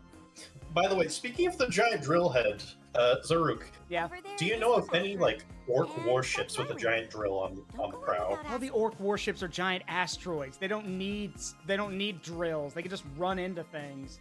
Like literally, Oh right. Literally, Right. They literally just in fly Warhammer, rocks. in Warhammer 40k, every orc spaceship is just a rock, is an asteroid that they've literally hollowed out, strapped rockets to, and maybe put windows on so that so they could actually have not get sucked into the vacuum of space. Except orcs don't understand the vacuum concept, so therefore they don't need windows. They can just not die. What about that ship you landed on in the beginning of Space Marine 1? That was a literal like flying warship. That wasn't a spaceship. Okay. So Anyway, apparently- orcs should have ships with drills on them. Whenever you want. I learned something just now. I What's looked that? up Digimon Story Time Stranger poster references. Apparently, the entire cartoon intro may have been a reference to Data Squad. Data Squad, yeah. Because it had like I believe the Yeti, and then it had the Loch Ness monster in it. Well, apparently that's a thing they actively show in Data Squad. Uma, an unidentified mysterious animal. Huh. Cool. Yeah. Is this too much all at once? Again, I feel like a poser here. That's fine. You're fine. Well, I mean, I'm probably the most big poser. I've only ever seen the original. I've only ever seen like the quote unquote movie, and then the original anime, and that's it. I never watched past 01. I've only seen Tamers. Okay, I'm wait. literally Question: like Walter Is White, this? where I'm like, Yeah. Like, what the fuck are you talking I'll about? message you later. yes. Right now, You just you ask go talk to questions my then. dad. But also, I'd like to ask: Is this a house or an apartment? Yes. You'll understand once you walk outside. Because first of all, walk outside, you'll because see. first of all, if this is someone's apartment, holy shit, can I have this? Like, damn, this is insane. So what the? I love the decor. As far as I know, it's a structure that got repurposed. Also, wait, a fax machine. Yeah, no signs of use. Yes, because this is set in like what 2020 something. Who the hell still uses fax machines? Actually, don't answer that. I know. Well, no, Don't fax answer machines that. are still used. I know. What year does this actually take? Is this meant to take place in? Because remember, you were 8 years in the past, and it still looked relatively similar when you were in the prologue for the game. So like, I'm wondering now, like, is this 8 years prior to current day? Yeah. Also, I shouldn't peek in someone's refrigerator without asking. Fuck you, I'm hungry. Peek in the fridge. Of course you're hungry. Shut the Nice hell up. spice rack. Yeah, they have a spice rack. Let's see, microwave. They have a toaster oven, yeah, but- toaster oven, blender. But no microwave. Yeah. Also, where's their legit? Do they not have a standard? Oh wait, is that supposed to be the oven right there? Yeah, they have one of those slim Probably a things. gas range. The No, stove, it- yeah. You're Like, they supposed got to a put gas fish there. stove. It's called a fish oven thing, or whatever you call it. Oh, okay, got it. Yeah, no, that's a gas stove. That's a gas range stove on top. But yeah, that's the oven underneath it. Yeah, it's a yeah, okay. But that oven is small. Yeah, but it's for Yeah, that's why they have the toaster oven over there. Yeah. Yeah.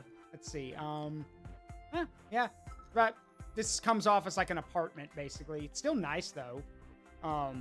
It is. Fox, It's really nice. shush, or I'll put your head in the crook of my elbow and flex. Covered with a comfortable knob cover. Who? Careful, they might want that. Yeah, let's see. All right, let's see if it's a house or an apartment. Alright, unfortunately, I do have to go, but Okay, Iyzeekiil. hey, it was nice listening in on the conversation, yo. No problem. Appreciate was you nice to swinging meet you. by. You're always welcome to pop in anytime you want. Okay. Oh, that Certainly, is I an mean, apartment. Trust me, I'm tempted because, I mean, unfortunately, you stream when I start going to work. I'm just like, oh no. Well, you can always pop in whenever you can. Seriously. You have a good You one. just go, all right? and then you leave. All right. See y'all. See ya. Bye. See you later. All right, let's see. So yeah, that was an apartment. Holy cow. Whoa! It says that this It's game. okay. I will tell you what it functionally is. It's a repurposed theater. Oh. Because there's Yeah. there's a shuttered gate outside and a ticket booth that has not ever been used or opened in a very long time when you can interact with it. So it's functional. There's a lot of repurposed structures So- like this in these types of areas of Japan. Yeah. Do you, I wait, love stage the theater, location stage you're theater, in. or movie theater? Movie. I'm assuming movie theater because, I mean, there's no stage, so it doesn't look like it's big enough to host a stage.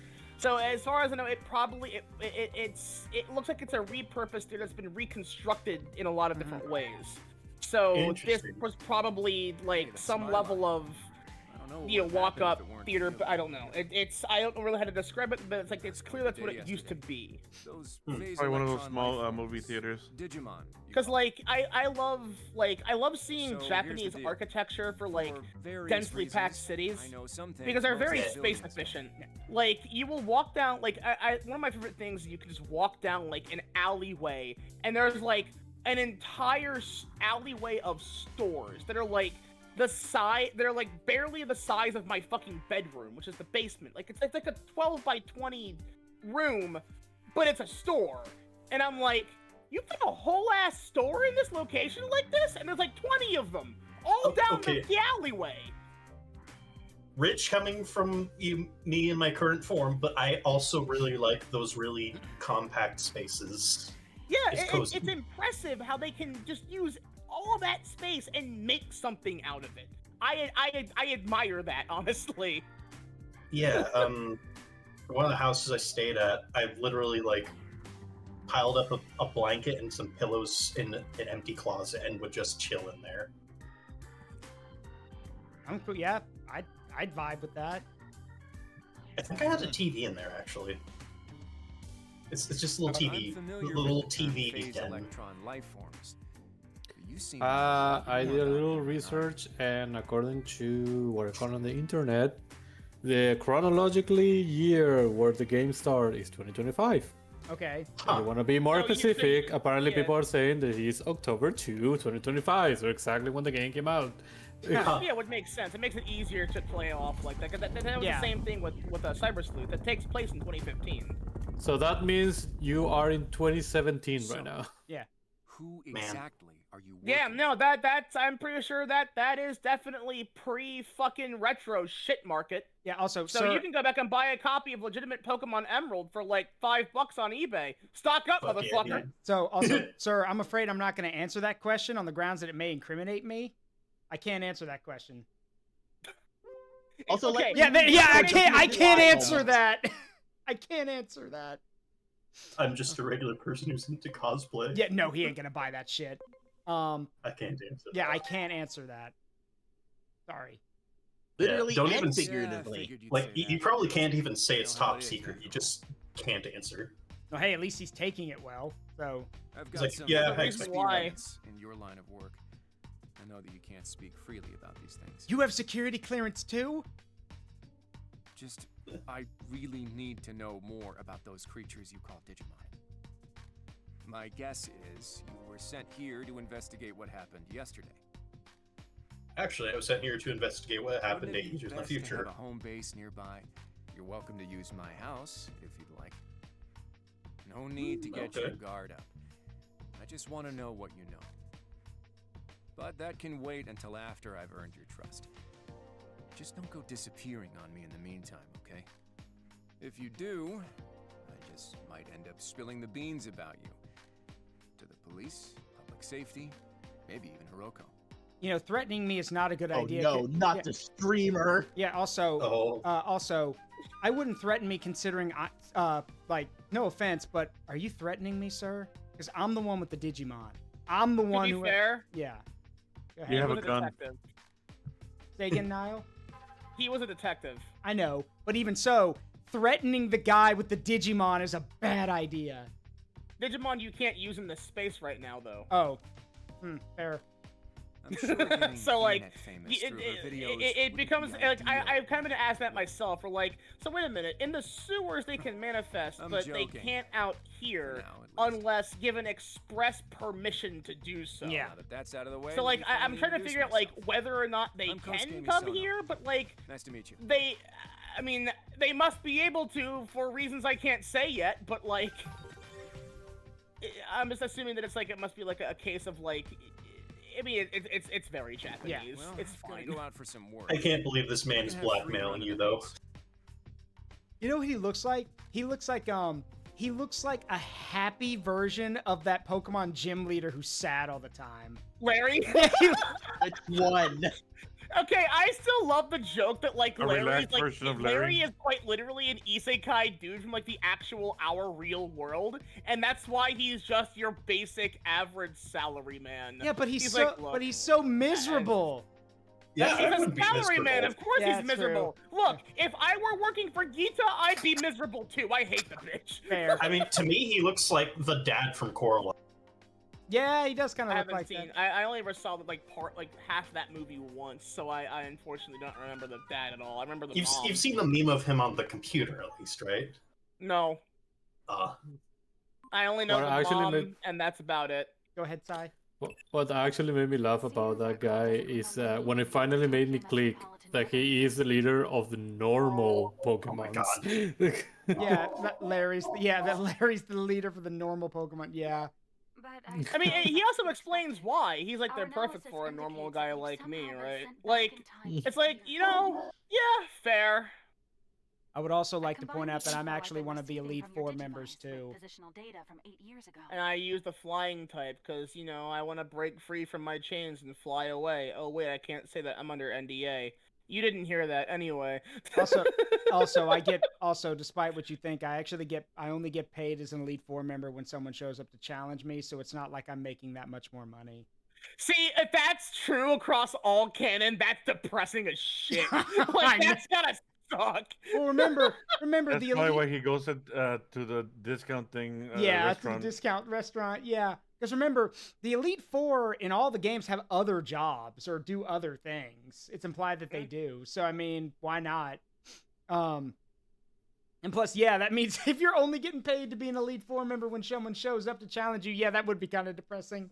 And fashioned an improvised location data system. Yeah, I'd Deadpool, say I already it's said fairly that. accurate. Yeah, there's a post on the Try office you can see. accessing the location data Yeah. system while viewing Complete the with map. gun. All right. All right, let's take a yeah. look. This game is so much fun. It is. Makes you wonder how the economy of the elite form actually works, because you would think like being a member would be like a gigantic marketing thing for merchandise and propaganda, but like no, we don't do that shit. Yeah, we don't do that here. We only pay for the action that you do, not for showing off the action. God, how do I check these stupid messages these people are sending me? Digiline. Yeah, here it is. If you're using a controller, you can hit the right button on the D-pad. Got it. Okay, she said go You to can the hit the D. Yeah, shut up. She said we have to go to the underground, so let's see. Oh, the shop's open? Yeah, and Yes. once you get access to this place, you can just begin shopping for things. Okay, you know what? Vegetables. Wait, You wait, get- I you have can the get some new clothing. Yeah, wait. Perfect sound effect for this guy. Oh, no, I can't. Damn it, I can't do it. I can't play the bald. I can't. Oh no, yeah, the game will like take full control of your computer from you. Like it will demand that you play it. You have to Look, it's alt Agent tab 47. everything else. Yeah, it's Agent 47. Agent 47 finally retired. Good for him. Good for him.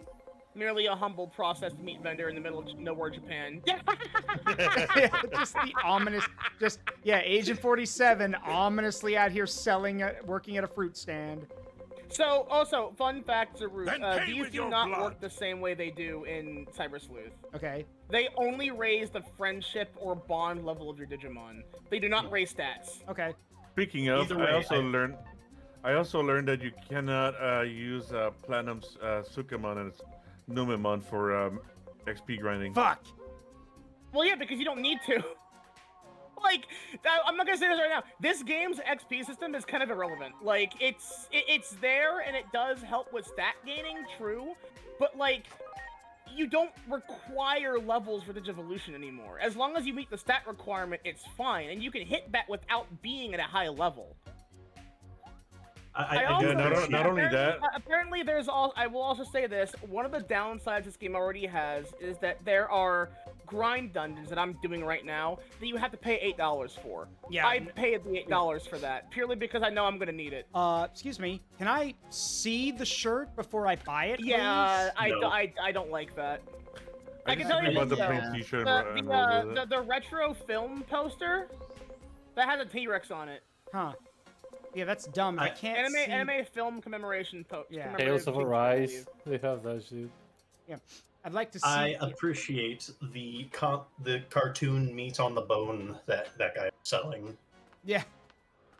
I also just want Burger to ask, shop. so, like, they Burger have a shop t-shirt. single Idolmaster character shirt available. No others. Just that one. Why That's that nice. character only? So, If you have Yes. the rights to Idolmaster for the game, why only that Hey, character? Niall, hold on. What's up, Sai? they have a Burger Shop T-shirt. Oh, Yeah, they do. all right. I'll go get the burger. Fine, I'll go get the Burger Shop T-shirt. Yeah, See, the reason I'm hesitating is because I know someone's gonna draw Grit wearing that. Not that it probably fit him very well, but I mean, why not? This is a bad thing. You would deny a man his burgers? I was gonna He's a draw Gray burger wearing with the a burger shirt. shirt. Turns to the two artists in the chat. Turns to the two artists in the call. All right, which one is it? Sai? It literally says Burger Oh, Shop fine, T-shirt. There. Okay, now how do we just, let me guess, it's in an item that you can put on? That'll be in in your the agent tab. So the little person icon there. Yeah. Hang on. Costumes, and then it'll be in there. Is that just a PNG? Is that just a PNG they Yep. slapped on there? Really? It's a uniform of a certain Fantastic. school. See, Of certain school. public safety, Ooh. swimwear. Damn, dude. Check out the Digimon costume. I really like it. It's great. Hey, it's the Agumon costume. Oh, I Yeah. love that. The And ties. Femc equivalent is a Gatomon Kigu, and I want it. Honestly, I'd totally wear that. Yeah, and then and then Ty's outfit. It doesn't work with them. It looks weird. Yeah. The public safety suit looks Yo. fucking clean, though. The Yes, it fucking does. swimwear though. Wait a minute, you're a Cover turd. Yeah, I up, like the what? swimwear. Wait, he Look looks. at his whole ass titties out. What the You know, fuck, you know what I man? realized? He looks like he's from that free anime. You know, but the hot guys Yeah, who yeah, swim. he does. Yeah. Yeah, he really he does. does. You're right. Like, for those who don't know, it's literally an anime about a swim club group, and one of the members. It's very gay. Yeah, it is very gay, and one of the guys literally crawls into a fucking fish tank at one point. Bro, same. All right, Me so too. Hands on Bert's cheeks. What are you? a Digimon. What are you? idiot An idiot bug. sandwich. Wow. Yeah, Yo, wow. gravel. Wow, that's a bike. What's the market price for rooms around here? Why do you care? Well, that's the thing. So that store is an actual real thing that Japan does.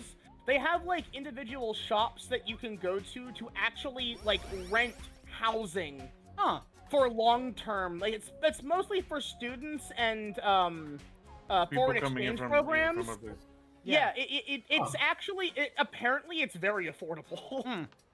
Huh.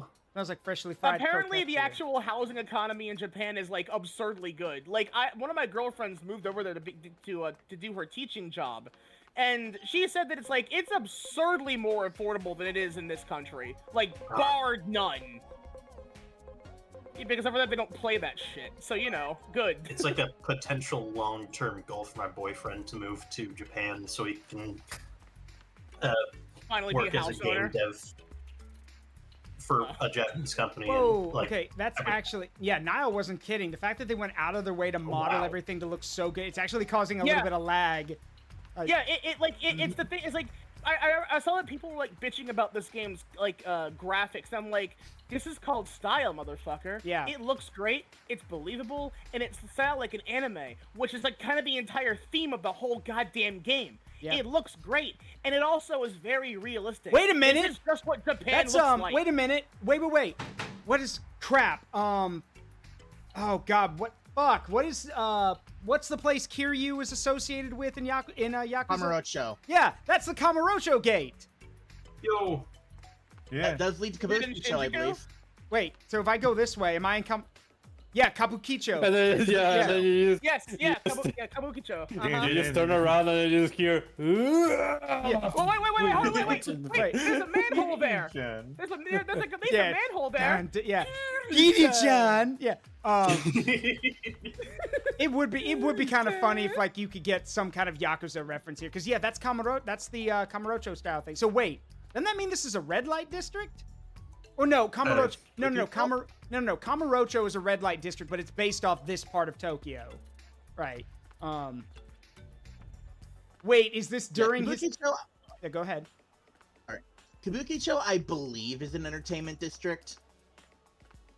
Yeah, looks like it. Oh wait, there is a plaza. You are on the other side, isn't it? I mean, Kabukicho. If you go to the end of the street and go right, it should be like that noodle shop, maybe. Or unless there's no way to go to the right. Yeah, it doesn't look like it. Kind of Ah, damn it! It's a little different, mate. Yeah, this seems to lead to some back streets, but I better focus on the investigation for now. Okay. So yeah, Kabukicho is considered a red light district with a high concentration of host and hostess clubs, love hotels, shop, restaurants, and nightclubs. It's often called the sleepless town. Yeah. So you're right. It is considered that, but it is it is officially called an entertainment district. So yes. Is nobody gonna call the police or a hospital? He's probably drunk. Like, given what this location is, he's probably wasted. Also, there's a karaoke bar right there, so like he probably got drunk on a date or something with his friends. Is he gonna be okay? Let's give him. He was a fool. Look, the arcades. Oh, there's okay. Actually, is anyone in this chat rhythm game players? Me. Sometimes. Okay, there is an arcade you can interact with back in the street that you came from near the house. You should go back there and interact with it. You get a very funny conversation. Right. One of my girlfriends who is actually like working on their own rhythm game and is big in the rhythm game community. I sent her a picture of that, and they went, "Don't call me out like this." Is this during Kiryu's 10 years in the joint? Let's go play the Sega arcade game. Oh wait. Okay. Well, when was he in the joint? Because this is 2017, and he was. Kiryu was in the joint in like in the 80s. Oh, okay. Yeah. Where is? You're gonna find old man Kiryu. Yeah, go back to the place you came from. I believe it should be there. It should be somewhere near there. Okay, also, I just noticed something. This dude, look, that's literally just a recreation of one of the NPCs from Cyber Sleuth, but it is. Yeah, that's cool, though. Yeah, they reuse the assets, but like they also, I think one of my favorite details, though, is they don't have any facial features this time, because they're not important to your story. Yeah, they're not important. Which is very interesting as a thematic, because your character, every single prompt they get to speak, apparently they are very focused on the fact that the world may be ending. So they are very focused on their job. You should play it. It's great. Okay, so take one of the taxis and go back to the the shopping district. Yeah, to Shinjuku. Okay. Oh, fast travel. Nice. Okay, now so where's the thing? But can you gamble? No need to go this way right now. Okay, well, okay, no, the game's hard. The game's like hard dedicating you to the place it wants you to be right now, just to make sure that you know the mechanics of where you're. I found a rock. Yeah, so apparently, okay, so yeah, here we go. You examine that; it tells you like what this place used to be. Yeah, it used to be a theater. Apparently, it was a theater at some point. Wait, this looks. Wait a minute. This looks like the This looks like that. Oh gosh. What was that place that Majima crashed the truck into in Yakuza 1? That looks like this. Just the thing in there, like the thing in Yakuza 1 was a bit more built up, but like, yeah. Huh. Kiryu was in the joint from 1995 to 2005. Okay, so this is 10 years after the joint. Yeah. Also, I'd like to point out that I think it's kind of badass that Japan basically takes their abandoned buildings and renovates them into new stuff, where we can't do that here for some damn reason. Because Japan's very efficient about making sure they can utilize everything that they have on hand. Like, they're very dedicated to making sure that nothing goes to waste, which I really appreciate. Japan isn't one giant scam. Well, it's also because basically. They actually like rip apart the building piece by piece. Like they don't use explosives like we do. Mm-hmm. It's also the fact that it's an island. They don't have a lot of excess space to work with. Yeah. Yeah. Which, for the record, is the reason why Gen 3 was like that. Yeah. Let's see. So. This Wait. is the place where the Jujutsu Kaisen fight happened. Okay, so here's one thing I do want to know. Does this mean we get to go back to the shopping center from Cyber Sleuth? Do we get to go back there? I've heard that you can at some point, but that's also before the game got released, so I don't know. I'm hoping so. Like, if you can get back to Nakano, I hope so. Because there are references to that game in some capacity. I can say this because he was revealed before the game ever was released. There's a detective named Karemi, and it seems that he may be Kyoko's dad. Ah. I'd also like to point out I feel like either it will happen, or I heard there are like more episodes in DLC, right? Maybe one of those episodes is gonna be. It would be cool to see. It would be cool to see her again. And yes, I know it's not Alphamon this time, but it would be kind of cool if you see her again. She's like, "You're looking at me like you recognize me. Have we met before?" Yes. Yes, we have. The thing is, though, if that's the case, I would actually really like it if he has a line of dialogue that mentions if you're wearing the Cyber Sleuth outfit. Yeah. I have that, and I like it. And, like, I really do hope that, because, like, they don't bring up any of it. It's like, come on, man. Like, what? Like, even, like, because, like, at some point, the outfit, you're given an outfit by Inori. It says, look, you don't have to wear your really weird outfit all the time. It's like, it's not weird, first of all. But, like, she prepares one for you, and then it's like, they still comment your outfit's weird. Like, it's a t-shirt and pants, man. Yeah. Why is this weird to you? Like, the thing is, if they were going to reintroduce, like, you know, reintroduce the detective again, it'd be like, we know it's not Alphamon anymore, but it would be kind of cool if it was kind of like secretly dropped, like, you know, a few words here and there that basically make you think, are you or are you not Alphamon? Stop it. You want some mayo when you're imagine coffee? Yeah, I was going to say, imagine if like invites you to drink some coffee and starts to do those weird mixes. You're like, wait, Alphamon was that?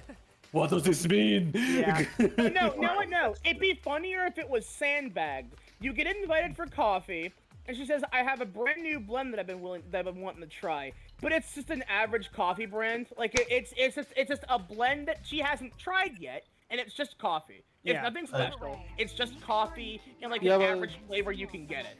Yeah, that's the funny thing. Like, I thought that was Alphamon's thing, not really like. Yeah, no, that is Alphamon's thing. That's what I'm joking about. It wouldn't be Alphamon in this lineage because remember at the end of the game they erased all of that from ever happening. Yeah. So that's why it's like if you started experimenting with coffee and it was not your thing, it was really Alphamon. Like, what does this mean? Yeah. Excuse me. Yeah, go ahead. I'd like to ask something. Cade. Hold on. Go ahead, LichKing. The thing with Alphamon's whole thing with the weird River Styx coffee that she was doing, yeah, that was Mirai's fault. How was that Mirai's fault? I forgot about that. She told her to do it. Oh. Mirai apparently just likes fucking with people, and I really appreciate So wait a minute. that. You mean to tell me one of the legendary royal knights is literally okay with literally drinking what's basically the equivalent of poison, and is totally okay with that because someone told them to. Digimon say are that, like- stupid. We never said that they're smart. Okay, well, to be fair, Alphamon is fucking stupid. She acts like a moron, but I mean, what was the and so's Omnimon in Cyber Sleuth. Omnimon literally crams himself into that tiny coffee shop and probably gives himself back pain from doing it. Like, Also to say that like Alphamon even understands how the human taste buds work. fair, actually. Very fair.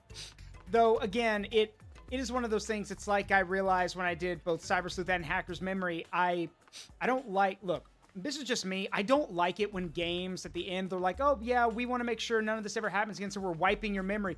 Why?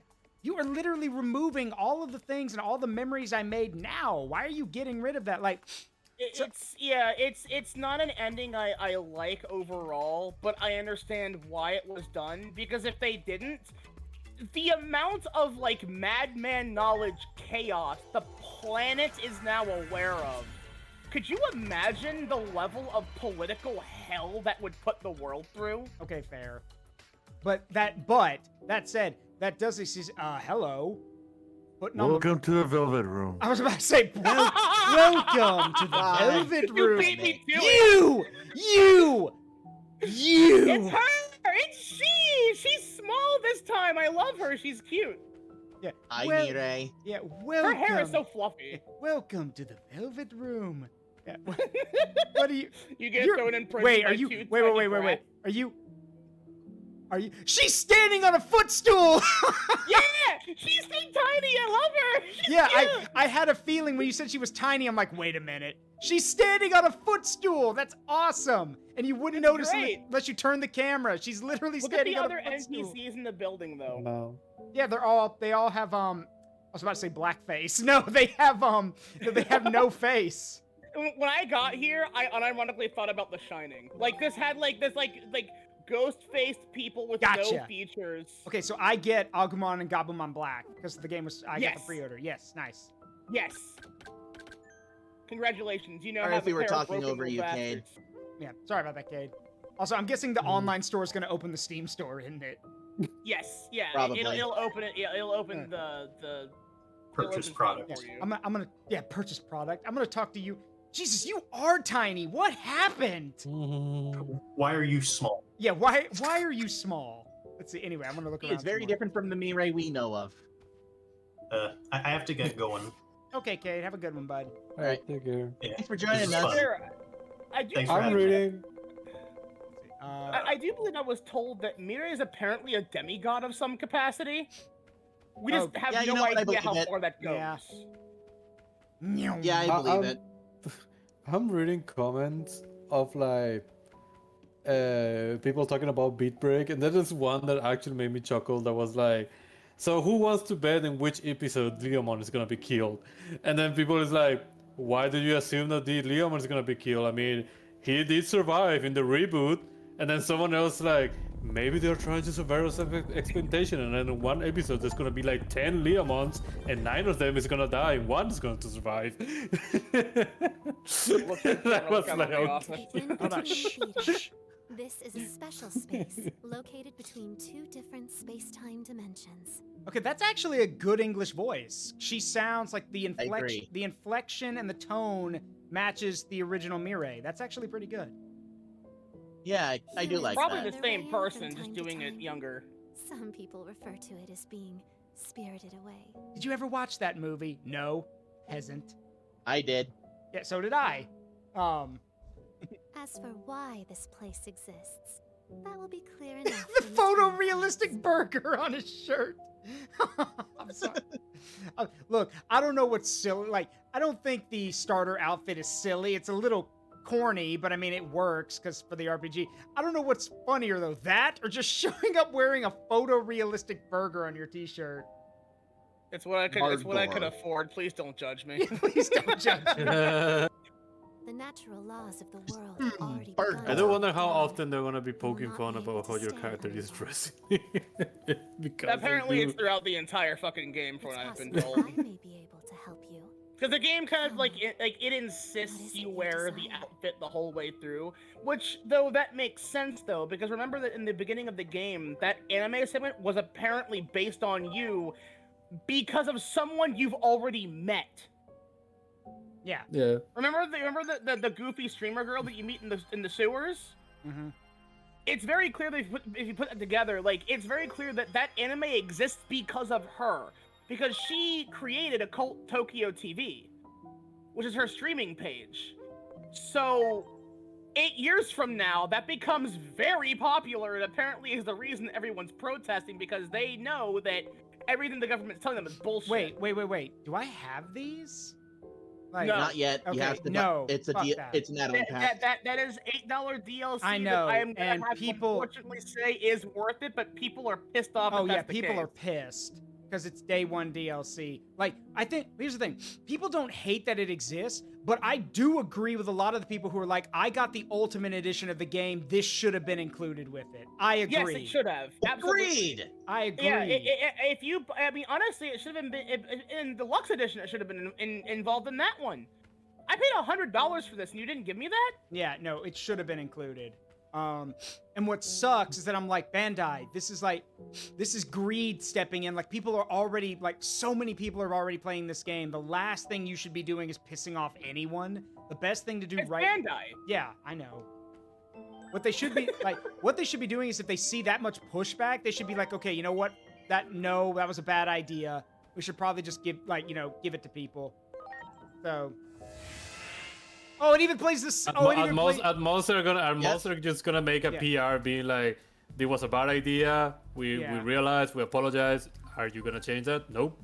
Also, another thing. Speaking of that, Are you all right? the DLC that lets you buy the music from the anime. Well, guess what? You don't get to pick what plays. You don't get to pick when it plays. You don't get to pick what plays. It just cycles randomly. It shuffles through the music, which sucks. How do you play though?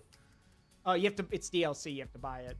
Yeah, but how, it's supposed to be background music while you're in the background map, music, battle music, I don't know. But you can't pick when it plays and where it plays. It just plays on its own. And that's dumb. Also, it's $20 fucking. Someone put it best. They're like, do not let your nostalgia blind you to this. This is absurd. To ask $20 for, for the music. That is... I mean, I can get the same thing if I just... I was going to say, I can get the same thing if I just, mute the game and I just play on YouTube in the background, the music, there you go. I also want to point out, there's already a mod for this game, by the way. What mod? You wanna know what the mod is? Because I thought it very funny. What? So, for one, we have a mod loader already, which is nice. So that means that we already have, you recolor mods or adding in new things, so we'll see. We already have a mod that recolors the FemC to be Subaru from HoloLive. Oh my god. I'm like, wait, really? That's the first mod for the game, is that. It's all it is a recolor of the outfit to match Subaru's colors, because she does kind of look like Subaru, to be fair. Okay, wait, time out. But it's that was the first mod, not even a recolor or anything of the Cyber Sleuth outfit. No. You added in a mod of the default outfit to look like a character, like one of the HoloLive VTubers. Okay, hang on, I'm gonna... Okay. Hang on. But now, humans and their mechanized weapon have entered the fray, making it an apocalyptic three-sided conflict. Did you mean to say mechanized weapons? Because... No, because I think when they say weapon, I think they mean that giant skeleton thing in the prologue. Okay, but she says it's a three-sided conflict. Who's the third side? It's Digimon and humans. Who's the third side? No, remember that shadow thing that knocked off the egg? That's not a Digimon. Okay, so it's the Digimon. Angels, it's Digimon fighting. Yeah, it's Digimon fighting that thing, and then humanity fighting Digimon. Great. So the future is. Which is interesting though, because now I'm just that makes quite why are humans fighting Digimon? I thought we didn't know they exist. Well, that's the thing. Let's be real. In almost any situation where it's something out of our control and it's being destructive, our response is usually violence. So. Well, yes, but my question though is so what we have because if we assume, because it has to be on the same timeline as Cyber Sleuth, right? Because Kurimi is still around. It may be her dad, but it's clear that he's still there. So she is somewhere too. So if that's the case, how is it we know they exist still? I thought our worlds were separated proper. Well, from what I'm understanding from the story itself proper, especially with the Public Safety Bureau anomalous department, they clearly know Digimon exist, but they don't know them as Digimon. They know them as the phased electron life forms. Yeah. Which, okay, Somehow. yeah, fair enough. So, like, okay, so I guess, like, the two worlds came together again because you can't separate them. Somehow, the wars merged again. Somehow and the Palpatine is back. Yeah, somehow the Digimon returned. Yeah, and Palpatine is back. Anyway, I'm gonna run to the restroom. I'll be right back. But I guess to be perfectly fair, they also explain why that would be the case. It's because before I run up, their world's influenced by ours and vice versa in some capacity. So of course we would still be connected somehow. The battle over Shinjuku triggered all manner of anomalies, laying waste to major cities worldwide, one after another. I do enjoy that. I feel oh shit, Saruk had a multiple option thing. Yeah, he did not realize. Oh. Yeah, he did not pause. Can you pause between conversations? Yeah, you can. It says He auto. turned on auto. Yeah, he turned on auto. A mistake. Yeah. No one's ever Damn. tried to rewrite. There's a log. You can go back and read the conversation log on the Digiline. I'll let him know when he comes back. I need you to find information about this Shinjuku Inferno. So I like how this series is like not afraid of like copying a bit of like a lot of other animes and not be afraid of being called like I hate when people being like this series is not original. You technically are just grabbing things from other series and making it all in one. But it's like, well, if you are creative enough, you can make it your own series and just being like, yeah, I grabbed these ideas because they're cool. I wanted to put it in my own series, you know. I feel this game is like a mixture of like a tiny bit of Attack on Titans. All right, I'm back. Clearly, Neo Genesis Evangelion. I'll come back. You had auto mode on. So I know the it's dialogue that was intentional. That was intentional. Oh, okay. Yeah. But yeah, you can go back to the Digiline and have the conversation log so you can read what she said. I'm gonna guess it basically boils down to shit's fucked. Yeah, you had a multiple she's option basically choice telling thingy, you but that, I don't know what you choose. Yeah. Hang on. It's a conversation. It's the I know. tab that says conversation. Yeah, I know. Yeah. Let's see. Triggered all manner of anomalies, laying waste to major cities worldwide. It's part of the, has been the Shinjuku Inferno. Oh, so we are fucked. Basically, there is no hope. This seems to be a Back to the Future type scenario. Yeah. Something's gone wrong, and you are now being forced to fix it in the past against your will, but by doing so, you will solve the problem that has already come to pass. The question is, now this remains, will you disappear if you fix it? If the rest of the world survives, fine by me. Besides, like the oh god, I think I just looked through. I just looked through his skull and saw his eyes. Wait, hang on. Oh, I can't do it again. It's like it's weird. It like zoomed out just the right time so I could see. It was either the back of his goggles or it was the back of his eyes. Excellent. Wow. Yeah. Wow. That's a scary thing when you want to try to make a story when it involves timelines. Okay, that's the back of the shirt. Okay, hold on. So when he was walking up the stairs, I saw like it's the name of the company is like Simon or Simon Burger or something. Yeah, Simon Burger. Yeah, and I thought with the way it was, I thought it was labeled on the back of his ass when it's the back of his shirt. Like it's on the back of his shirt, and I was like, wait, what the hell? No, it's on the back. I don't see anything on the back. What is it? It's under the strap. Oh, I see it now. Oh my god. Yeah, Right, so Simone Burger Maxi Buns. Shut up. That's it. You gotta max out his buns. Alright, so from school swim.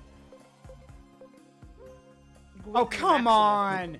Really? Yeah. Whatever. Why you expect? It's a Bandai game. I know, but still, like Look, look, no offense, but the only reason I'd buy the Kigurumi is if it like had a little button where I could press an effect and the character, like the player character did something silly, like, you know, maybe yelled pepper breath or something like that. Then I'd buy it.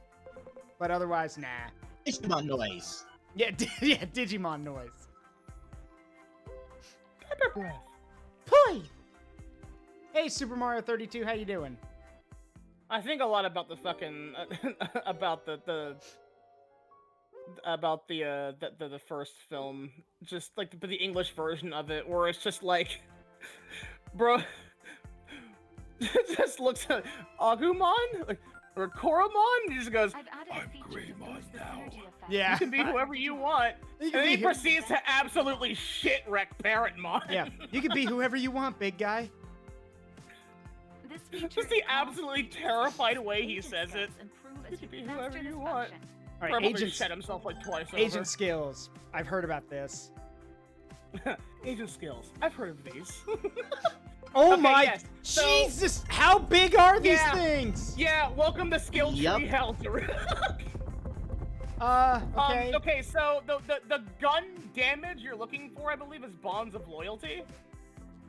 And it should be the one on the right-hand side with the sword. Yeah, cross Oh my god, I love that they are the crests. Yeah, it is. They have the crests. Loyalty, No, valor. I never. It's the first time I see the sign Yep. of loyalty. Yeah. Huh? Why is it supposed to be First is symbolized? the one that I use. It's great. Reach agent rank 2. Also, yes, using your agent, your anomaly points ranks up your agents, and that is the only limitation the game has for what evolution your Digimon can have on it. So, and you get these pretty commonly as you go through the story. So, you essentially get these from finishing the quote-unquote quests. Eventually, the new Nokia will give you side quests every so often. Be sure to do those before you end a chapter, though, because otherwise, you will not be able to do them again. Yeah. You know, this is actually a mechanic that I don't like so much. It's not because it's wrong to have trees that are this big. I just feel that you shouldn't get showing everything at once. Well, the reason they do, You know? Well, no. See, I would say the opposite, because that lets me figure out what it is I want to go for. It'll show me what I want, and then I'll say, okay, I need this to get there. I'm going to go for that first. So I understand what you mean. Though. I do. It is big and overwhelming. Yeah. I will say though, I do wish it would change the color of the gun, depending on what first cross art you pick. Yeah, but I agree. The idea of not knowing what's going to happen to you is pretty funny. Yeah. Where's the gun being pointed? Is it being pointed at my allies? Oh, okay, that's an upgrade. Is it being pointed at my enemies? Die. Yeah. Perish. Then perish. Oh yeah, fair warning. This game also has an in-game card game, so it has its own version of what the hell was it called? FF14, the fucking the card game in that. Something like Tetra something. I don't remember what it was. I know what you're talking about though. Yeah. Sounds like there's arguing. I don't understand it. Sounds like it's coming from arguing downstairs. I'll just leave them be. Why don't you take a look at... Why? It's not... Okay. Not my problem. Wow. It is, though. Look, it's new Nokia. I love her. She's so stupid. No one's even been to this spot before. The new Nokia. Yeah, Hiroko is clearly the Nokia of this game. You'll never be Nokia. Like, in terms of personality. No. You'll never be Nokia. Nokia grew on me quick. No, she has the same vibe. She's stupid, but she's also she's meant to be goofy. But she will probably get a very significant role. Like I said, remember that she created Occult Tokyo TV, and that's the reason why everyone was protesting the government. So she clearly becomes a major player. Oh no, she's an influencer. Why not bring your buddy in the interesting outfit along for the ride? Don't disrespect my burger shirt. Okay, to be fair, it is funnier with the burger shirt. You're right. You're totally like, Why is he wearing burger shirt? I don't know. He thinks it's great. It's photorealistic burger. Be chill, man. Why is that so wrong? Again, this is. Go ahead. I see into the future. Yeah. See again. That's why I told you to buy it. Yeah. Again, now I know someone's gonna draw Grit wearing the burger shirt. I know someo's going to. Hey, it's gonna be a great burger with a burger it's shirt. free fan art. With one more subject. It's trust me, it's not as bad as the Venom memes that I get in my community. What Venom? They don't go away. Wait, I'm what not beating Venom? The Venom allegations. Wait. Oh my eyes. What Venom memes? What have you done? Oh God. Okay, so this dates back to, I think it was 2 years ago now. I played Pokemon Sword with the DLC and whatnot, and for one stream I did some loose end tying up where I was doing some of the Dynamax raids, or like the like mini game thing that you have for it. And I was doing it with viewers and people in my community. A very specific golem kept making jokes that stemmed from one specific bit. I was assigned to have a Grimmsnarl, and I am notoriously a hater of Grimmsnarl. I think it's ugly as shit, and it's annoying to me that it's the only dark fairy Pokemon that we have so far. Yeah. But it was the best option to pick for the raid set we were going against, so I had no choice. As a streamer, I got first pick, so I picked Grimmsnarl. And we made the joke about Grimmsnarl is either it's either Bayonetta or Harry Venom. Eddie. Ever since then, the Venom jokes came about, and that was just Venom saying really inane bullshit. I've got my own occult streaming channel. It's called Fun fact, did you know in Marvel, I don't know if you've seen this yet now, but in Marvel Rivals, there's an emote of Venom going, actually, like with the glasses and like his finger up. Badger created that. He fucking would. Yeah, Badger created that. Badger did a Badger basically used a weird source engine or a Gmod thing of Venom and made the scrunched his face to do the actually, and the Marvel Rivals people found it what happened was it started circulating all over the internet, and the Marvel Rivals people spotted it, and now it's an actual emote in Marvel Rivals. That's pretty fucking great. Actually, I love that. You're right. But it's apparently this Venom meme has become a thing now, where it's it's just Venom saying random inane bullshit. People keep bringing up Venom, and it's like, oh my god, please stop. It's like, oh my god, this sucks, it's awful. But, unfortunately, I also do think a fair bit of it's funny, so I don't care as much, but it's omnipresent.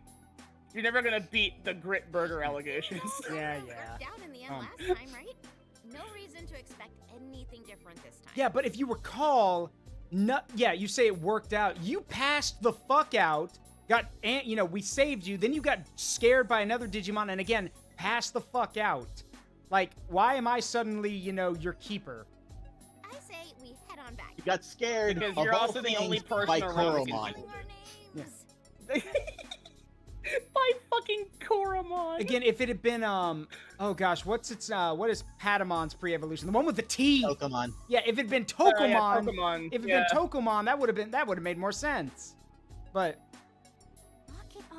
Yeah. To be fair though, Koromon blob dies. It is a pink blob with big ass sharp teeth still.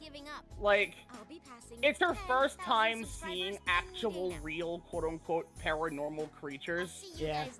And she's basically I think high school or university student.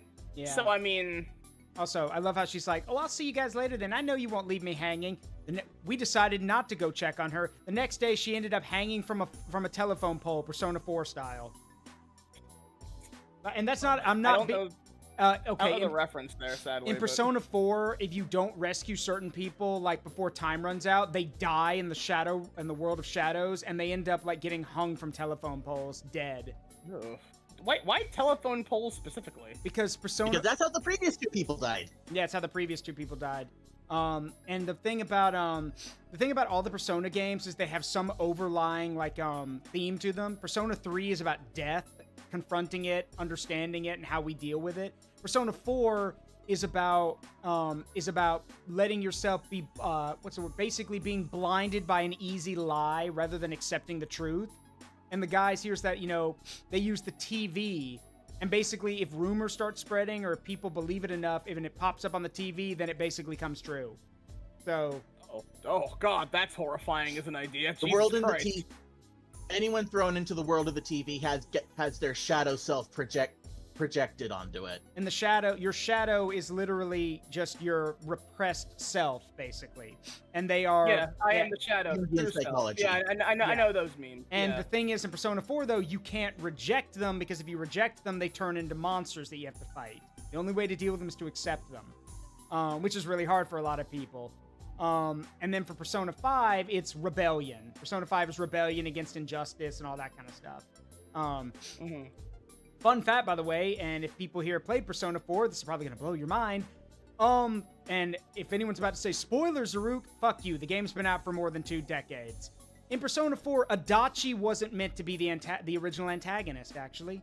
He was not the original antagonist. You want to know who was? Dojima. Dojima, your uncle, and Nanako's dad was supposed to be the one killing people.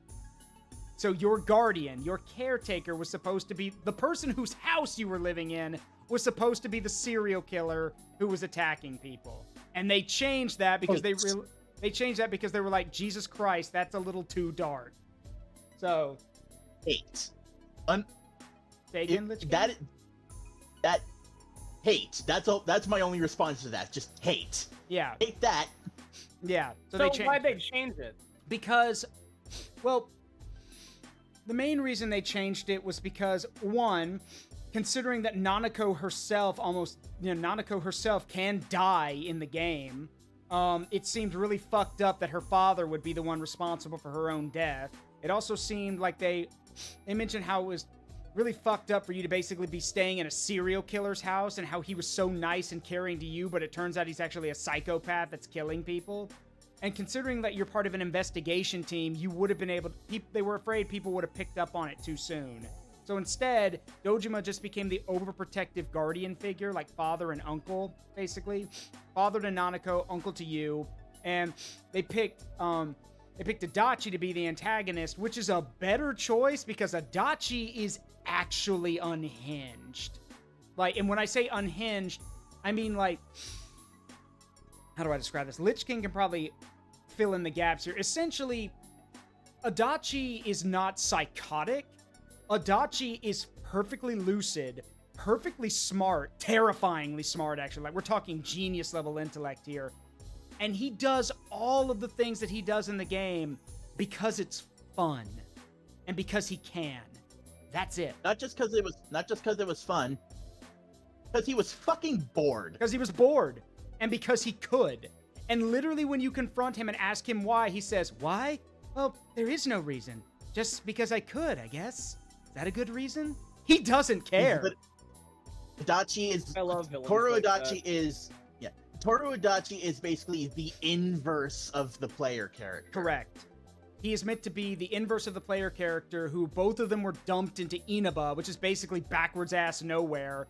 And whereas the player character went around, made connections, made friends, lived their life, did all that stuff, Adachi didn't do any of that. Adachi literally, like, Adachi says that he made one mistake when he was on, like, the police in Tokyo. He made one mistake, and because he didn't know how to play politics, basically, they bumped him out to the sticks. And rather than trying to make something of himself out there or live his life, he didn't. He just shut himself away, watched TV all the time, didn't interact with people, and slowly but surely, he began to hate everybody. He hated all the people around there. He hated the town, hated the people, hated his boss.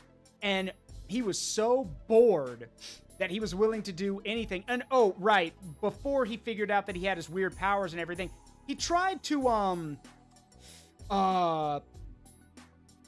essay a woman at one point. And when she refused his advances, he accidentally knocked her into the TV, which that's what happens to people in Persona 4. Like, they can get sucked into the realms of shadows. And when he realized that he could do that, he was like, oh, this is going to be fun. So not only did he try to essay a woman, then he tried to essay a teenager, which was disturbing as fuck. And when she actually hit him, she actually slapped him, he grabbed her and threw her into the TV too. He is a horrible human being, and he knows he is. And why? Because look, he literally says, like, in Persona 4, he mentions, he's like, that's the thing you don't realize about life. How it all works is you gotta be born with a magical gift called talent. You got that, you can ride out and coast through life, but for the rest of us, it's all miserable. So we make our own fun. We make our own way of doing things. He's literally like, what's her name? Chie says it best. You're a damn dirtbag. You know that? Because he's a dirtbag. He literally he does all of it because he's bored, because he can, and because he thinks it's fun. And in the end, one of your party members points it out basically, who is it? It's Yukiko, who's normally pretty quiet, but Yukiko tells him, so let me get this straight. You literally, your life sucks so much that, that you want to die, but you also don't want to die because you're too much of a coward to go through with it. You're not a man facing a challenge. You're a child throwing a tantrum. Because he literally just bitches about how unfair life is and doesn't do anything about it. So when the team beats the absolute shit out of him, good news, kinda, he does go to prison. He does fess up and admit that he's responsible for a lot of the stuff. And if you've done everything properly up to that point, he writes you a letter basically saying, look, I'm going to serve my time because you proved that you were right and I was wrong. All the stuff that you stand for, your bonds, your connections, they were better than me. So I will serve my time. But the thing is, I've always felt like there was something off about the town. Something didn't feel right. It happened right when I showed up, actually. Here's the thing. Adachi is smart. Like I said, he's a genius. And that's how you unlock the true final boss of the game. Is if you've done all of that and Adachi, sends you the letter, that leads to the true final boss of the game because Adachi figures it out. Though he does end the letter by saying, and one more thing before I go, you're a dumbass. Like, he literally leaves it with you're a dumbass on it. And to prove the point of how cool everything is, Johnny Young Bosch is the voice of Yu Narukami, who's the main character. He's also the voice of Adachi. Just to show. I learned about that. You're like, didn't the guy who voiced Adachi also voice the main character in that game? Yep, that's Yu Narukami. Persona, yeah, same guy. And by the way, for those who haven't seen it, the anime, the P4 anime, not the golden version, but the P4 anime is mwah. It is literally what I hold to be the gold standard of video game to anime adaptation. Because not only do they cover all the events of the game, but they also set aside time for the characters to interact with each other, to build on stuff, to do world building. And it also established one other thing, that Yu Narukami is a sass master. So that's canon now. Like, literally, they also covered the Super Bus. Yeah, you'd love this, Niall.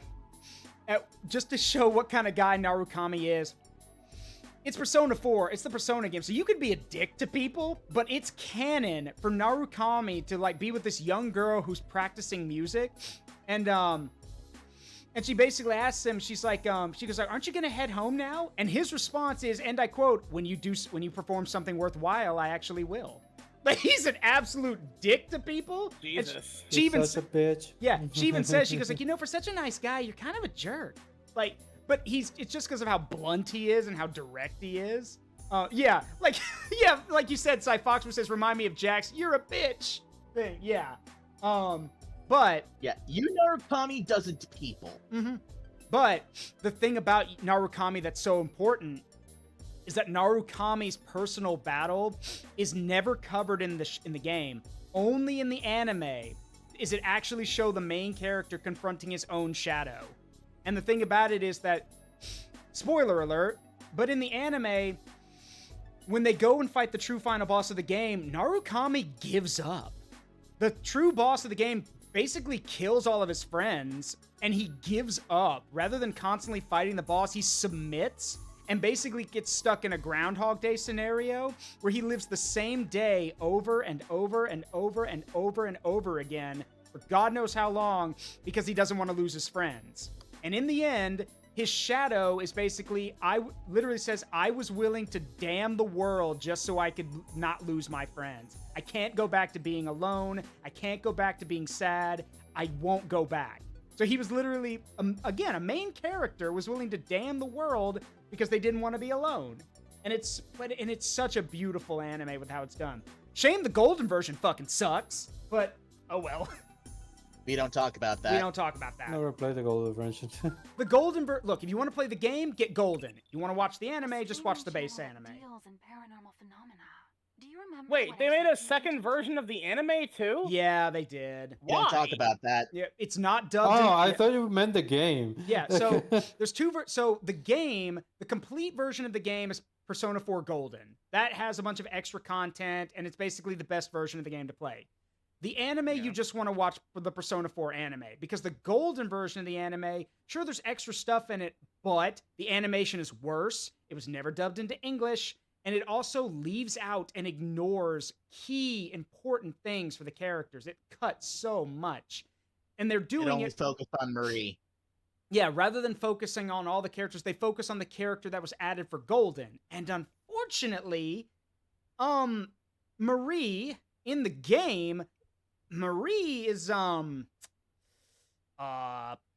lack of a better word, Marie is kind of a shitty character. She's a jerk. She's rude to everyone. She writes edgy poetry about how miserable she is, but when you try to be nice to her, she treats you like dirt. She's not that's the thing. People don't do her social links to get to know her because she's so mean to everyone. So, but the classic tsundere.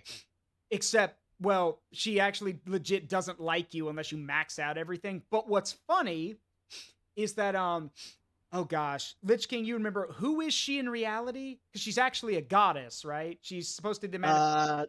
Let me double check that, because I can't remember names to save my life, so let me just double check that. Niall, you know a lot about Japanese mythology, right? Or no bits and pieces of it? No. Oh no. Not a lot. I wish I knew more.